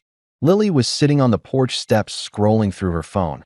Probably the basic model they could afford now, not the latest iPhone I used to buy her every year. I almost felt bad. Almost. It was about the same level of sympathy you'd feel watching someone eat food they insisted on ordering even after you warned them it was terrible. Like, yeah, that sucks for you. But also you were told this would happen and you chose not to believe it, so here we are. But then I remembered something specific, clear as day, like my brain had been saving it for exactly this moment. I remembered Tyler standing up at that family meeting, looking me in the eye with all the confidence of a kid who'd never had to face real consequences, and shouting, "You're not my real dad." Like it was some kind of trump card, some ultimate weapon that would put me in my place. And I think to myself, as I drive past their tragedy in progress, you're right, kid. I was better. Because here's what I've learned over the past year and change. What I've come to understand with the clarity that only comes from distance and therapy, and a lot of quiet nights thinking about where it all went wrong. Real dads don't come from DNA. They don't come from biology or genetics or whose name is on the birth certificate. They come from consistency. They come from sacrifice. They come from showing up every single day, even when it's hard, even when it's thankless, even when nobody's watching or appreciating it. Real dads come from being there at 3 in the morning when someone has a nightmare. They come from attending every single school event, even when you'd rather be literally anywhere else. They come from learning to braid hair from YouTube videos and sitting through dance recitals and pretending to understand TikTok trends. They come from having uncomfortable conversations about bullies and bodies and feelings. They come from enforcing rules that make you the bad guy because you care more about their future than their current opinion of you. More like the smile of a man who'd just performed the most expensive magic trick of his life, making an entire family disappear with nothing but receipts and boundaries. Within 2 weeks, the universe decided to demonstrate exactly why they call it karma and not coincidence. I didn't have to do anything except sit back, sip my coffee, and watch the dominoes fall with the kind of satisfaction usually reserved for people who correctly predicted the ending of a mystery novel everyone else thought was unpredictable. The first domino was Ryan's housing situation. Turns out, landlords have rules about how many people can occupy a one-bedroom apartment, and 3 is generally not the approved answer. Ryan's landlord, a lovely woman named Patricia who apparently had eyes and could count, showed up 4 days after the kids moved in, took one look at the situation. 2 teenagers sleeping on air mattresses in the living room surrounded by boxes of stuff that wouldn't fit anywhere, and handed Ryan an eviction notice faster than you can say lease violation. Ryan called me, naturally, because apparently I was still the go-to problem solver even though I'd explicitly resigned from that position. I let it go to voicemail. Then I listened to the voicemail on speaker while eating Chinese takeout. And let me tell you, nothing makes lo mein taste better than the sound of your ex-stepkid's real dad, explaining through tears that he had 30 days to find a new place. And did I know how expensive 2-bedroom apartments were? I didn't know, actually. That's why I'd bought a house. The second domino was Tyler's college plans. See, Tyler had been accepted to a pretty decent state university with plans to start in the fall. I'd been helping him fill out financial aid forms. We'd toured the campus together. I'd even started talking to him about majors and career paths. But all of that required something called parental financial information. And suddenly Ryan's bartender income, combined with Jasmine's part-time retail job, wasn't painting the pretty picture that my accountant's salary had been painting. Tyler's financial aid package evaporated faster than my patience had during that family meeting. The scholarships that had seemed like sure things suddenly weren't so sure when the financial need calculations changed. The student loans he qualified for weren't enough to cover tuition, room, and board. And the college fund I'd liquidated? Well, that money was sitting in my personal savings account, earning interest and minding its own business. Tyler called me crying about it. I almost answered. Almost. But then I remembered him clearing his throat like a lawyer and telling me I owed his father an apology, and I let that call go to voicemail too. Later, I listened to him sob about how his whole future was ruined and could I please help him figure this out. and I deleted it while watching Netflix on my giant TV that no longer had anyone else's profiles cluttering up my recommendations. The third domino was Lily's soccer career. She'd been playing competitive soccer for 3 years, on a travel team that cost approximately $3,000 per season when you factored in league fees, tournament costs, equipment, and travel expenses. She was actually pretty good, had dreams of playing in college, maybe even getting a scholarship. But competitive sports require money, lots of it, and consistency, and someone who can drive you to practices 4 times a week and games every weekend. Ryan's work schedule as a bartender meant he worked most evenings and weekends. Jasmine's retail job wasn't much better, and neither of them had $3,000 lying around for soccer fees. Lily quit the team after 2 weeks. I heard about it through Facebook, of all places, where her coach had posted something nice about wishing her well in her new chapter. I felt a tiny pang of guilt about that one. Tiny, very tiny, about the size of the consideration they'd given my feelings during their little family intervention. The fourth domino was just general quality of life stuff that I hadn't even realized I'd been providing. Jasmine had to move in with her sister Karen, who lived in a tiny 2-bedroom condo on the sketchy side of town and had exactly 1 towel per person in her household because she believed in minimalism, which was really just code for broke, but making it sound intentional. Karen also had a grudge against Jasmine from some argument they'd had in 2015 about a borrowed dress that was never returned. So the living situation was about as comfortable as a bed of nails covered in lemon juice. I knew all this because my buddy Jeff was dating Karen's coworker, and information travels fast in social circles when people enjoy watching drama unfold. My phone became a symphony of missed calls. Tyler begging, Lily crying, Ryan pleading for just a little help, man, just to get us through this rough patch. Jasmine alternating between anger and desperation, her voicemails ranging from "you're a monster" to "please, we can work this out." I ignored them all while sipping coffee from a mug I'd bought myself that said, "Not my circus, not my monkeys." Except it had been my circus for 8 years, and I'd finally sold my ticket and left the tent. Now I was just a spectator watching from a comfortable distance, and the view was pretty damn good. I did answer one call, about 3 weeks in, just to see what would happen. It was Jasmine, and her voice was small in a way I'd never heard before. "Miles, please. The kids are miserable. Ryan can't handle this. I made a mistake." "You made several mistakes," I corrected her. "But the biggest one was thinking I'd still be here to fix them." "I'm not your solution anymore, Jazz. I'm not anybody's solution. I'm just a guy who learned an expensive lesson about the difference between being appreciated and being used." "What do you want me to say?" she asked, and I could hear tears in her voice. "Nothing," I said honestly. "There's nothing you can say that changes anything. You sat there at that table and agreed with them when they said I was overstepping. You chose them over me, and now you get to live with that choice. We all do." I hung up and blocked her number. Then I ordered pizza, the expensive kind with the fancy toppings, because I could afford it now that I wasn't feeding 4 people and funding someone else's dream of having their cake and eating it too. 6 months later, I was living my best life. I'd redecorated the house, finally got that home theater system I'd been eyeing for years, and discovered that cooking for one is actually kind of zen when you're not constantly being interrupted by someone asking where their other shoe is or complaining that dinner doesn't look like the picture on Pinterest. I was in the middle of watching a documentary about deep-sea creatures, in peace, without anyone talking over it, when my phone buzzed with a text from an unknown number. I almost deleted it without reading, because at this point I'd blocked so many variations of my former family's numbers that unknown contacts were usually either spam or someone trying to sneak past my defenses to beg for money. But something made me open it, and I'm still not sure if I'm glad I did. "Dad?" It started, and I immediately knew it was Tyler because he was the only one who'd ever called me that without being prompted or bribed. "I understand now. Ryan isn't a real father. You were. I'm sorry." I sat there staring at those words for a solid 5 minutes, reading them over and over, watching the letters blur slightly, because apparently my eyes were leaking and I didn't remember authorizing that. The text continued. "He bailed again last week. Just left. Said he couldn't handle the responsibility. We're back with Mom at Aunt Karen's, and it's awful. I miss you. I miss our house. I miss when things were normal. I know I screwed up. I know what I said at that dinner was horrible. I was stupid and I let him get in my head, and I'm so sorry. Please call me. Please. I just want to talk. It was followed by another text. I looked at the financial breakdown you gave Ryan.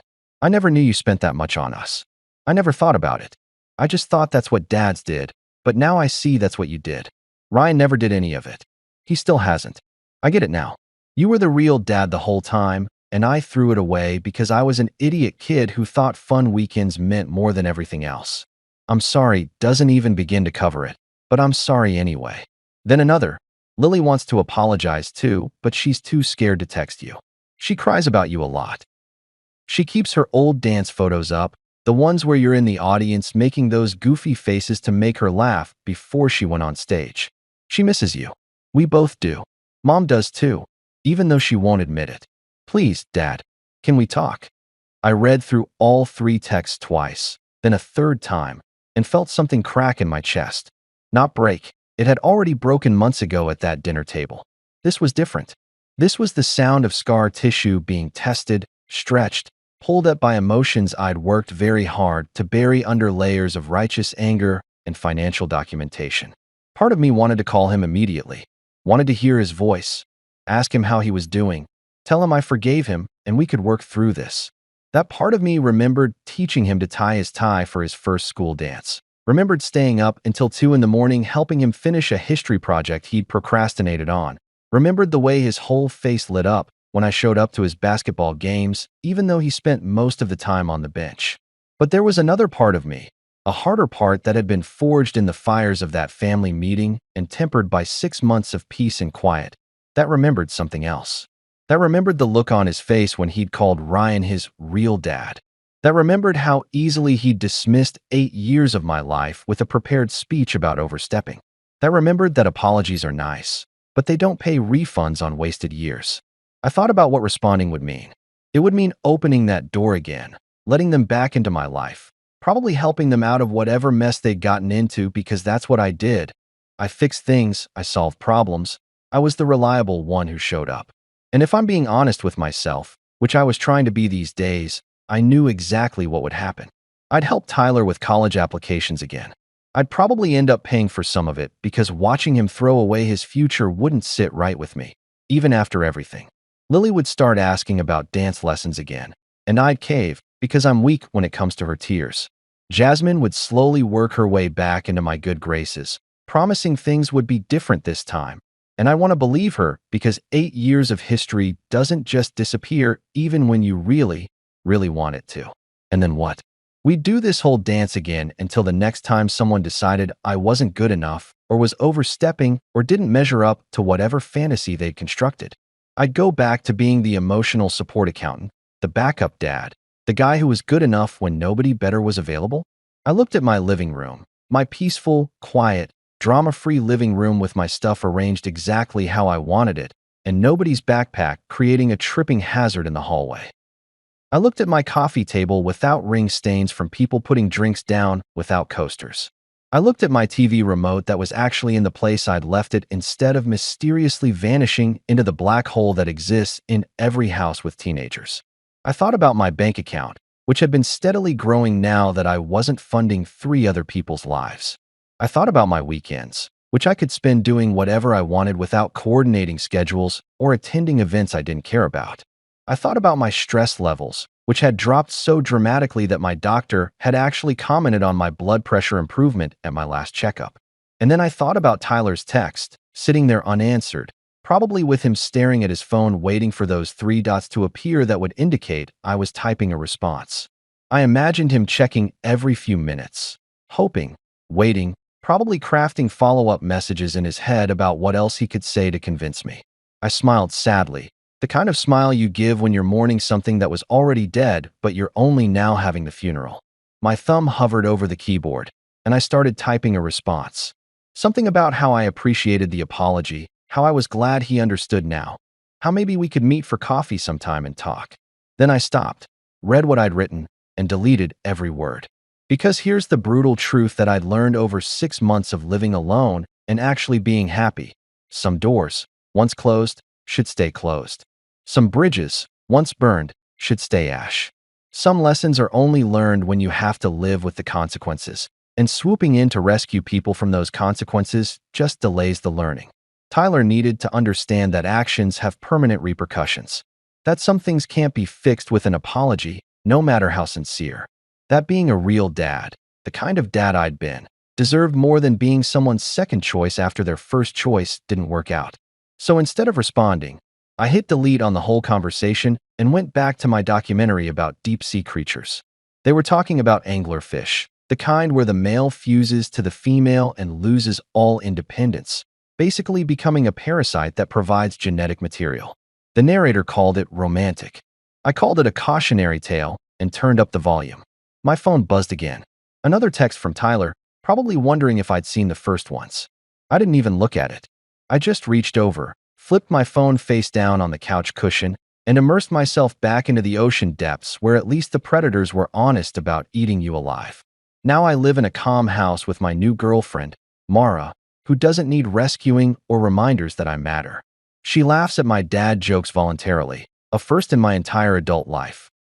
She actually finds my spreadsheet obsession endearing instead of annoying, probably because she's a software engineer who understands the beauty of well-organized data. We met at a coffee shop where she was debugging code and I was doing my taxes for fun, and somehow that turned into a conversation about the satisfaction of balanced equations, which turned into dinner, which turned into the healthiest relationship I've ever had. Mara has her own house, her own career, her own life that doesn't require me to fund it or fix it. When we decided to move in together, we actually split the costs 50-50 like adults who respect each other. Revolutionary concept, I know. She pays her own bills, manages her own responsibilities, and when she says she appreciates something I did, I actually believe her because she's not saying it while simultaneously planning how to use me for the next crisis. We go on dates where nobody's kids call with emergencies that require immediate financial intervention. We watch movies all the way through without someone barging in to ask where their charger is or complaining that we're being too loud. We have actual conversations about our days that don't revolve around someone else's drama or someone else's needs or someone else's refusal to acknowledge basic reality. It's peaceful. Boring, some people might say. But after 8 years of chaos disguised as family, boring feels like winning the lottery. Sometimes I drive past Ryan's mom's place, because of course he eventually had to move in with his mother when the eviction happened and he couldn't afford a new apartment. It's on my way to the gym, so I see it a few times a week. There's usually a collection of bikes and toys scattered across the front lawn like a yard sale that never got put away, and occasionally I'll see Tyler or Lily outside looking absolutely miserable while Ryan's mom yells at someone about something through the screen door. Last week I saw the whole crew out there. Ryan, Jasmine, both kids, and Ryan's mom who looks like she regrets every life choice that led to her 58-year-old self housing her son's entire failed family experiment. They were unloading groceries from a car that was definitely not the nice SUV Jasmine used to drive. More like a 15-year-old sedan that was probably held together by hope and duct tape. Tyler was carrying bags that looked heavy, his shoulders slumped in that universal teenage posture of defeat. Lily was sitting on the porch steps scrolling through her phone. Probably the basic model they could afford now, not the latest iPhone I used to buy her every year. I almost felt bad. Almost. It was about the same level of sympathy you'd feel watching someone eat food they insisted on ordering even after you warned them it was terrible. Like, yeah, that sucks for you. But also you were told this would happen and you chose not to believe it, so here we are. But then I remembered something specific, clear as day, like my brain had been saving it for exactly this moment. I remembered Tyler standing up at that family meeting, looking me in the eye with all the confidence of a kid who'd never had to face real consequences, and shouting, "You're not my real dad." Like it was some kind of trump card, some ultimate weapon that would put me in my place. And I think to myself, as I drive past their tragedy in progress, you're right, kid. I was better. Because here's what I've learned over the past year and change. What I've come to understand with the clarity that only comes from distance and therapy, and a lot of quiet nights thinking about where it all went wrong. Real dads don't come from DNA. They don't come from biology or genetics or whose name is on the birth certificate. They come from consistency. They come from sacrifice. They come from showing up every single day, even when it's hard, even when it's thankless, even when nobody's watching or appreciating it. Real dads come from being there at 3 in the morning when someone has a nightmare. They come from attending every single school event, even when you'd rather be literally anywhere else. They come from learning to braid hair from YouTube videos and sitting through dance recitals and pretending to understand TikTok trends. They come from having uncomfortable conversations about bullies and bodies and feelings. They come from enforcing rules that make you the bad guy because you care more about their future than their current opinion of you.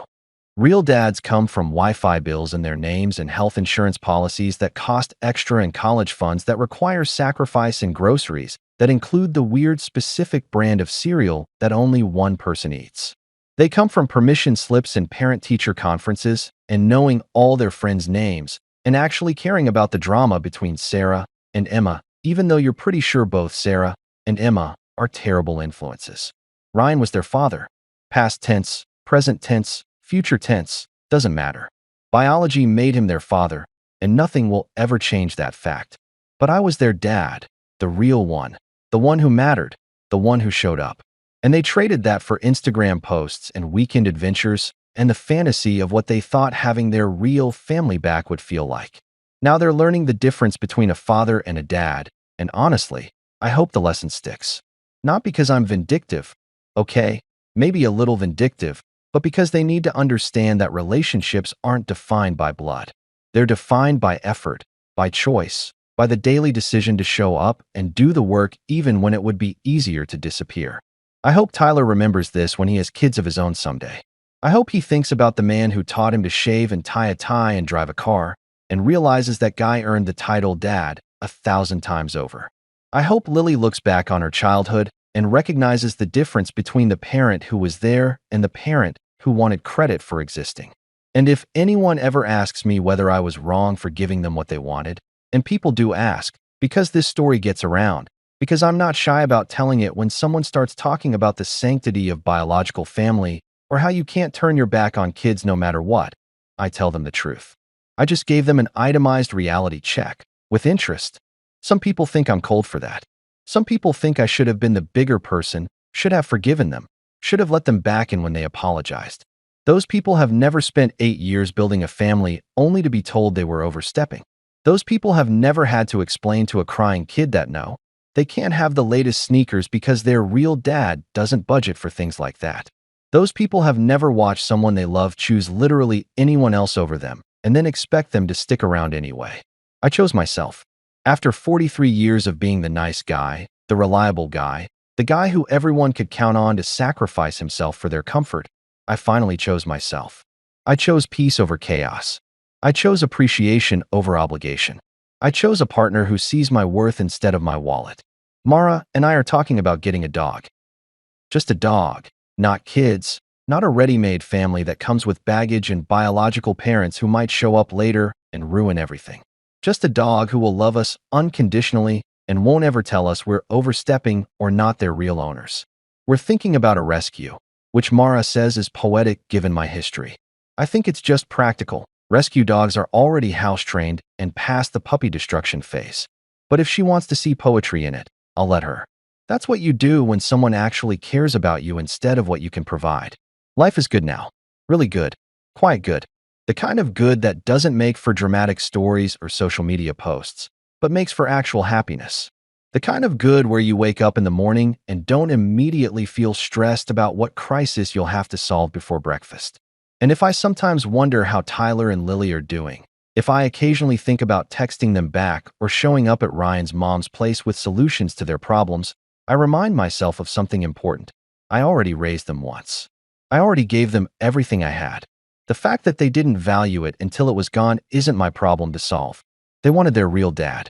They got him, and I got my real life back. Turns out, we all won. Some of us just won differently than others.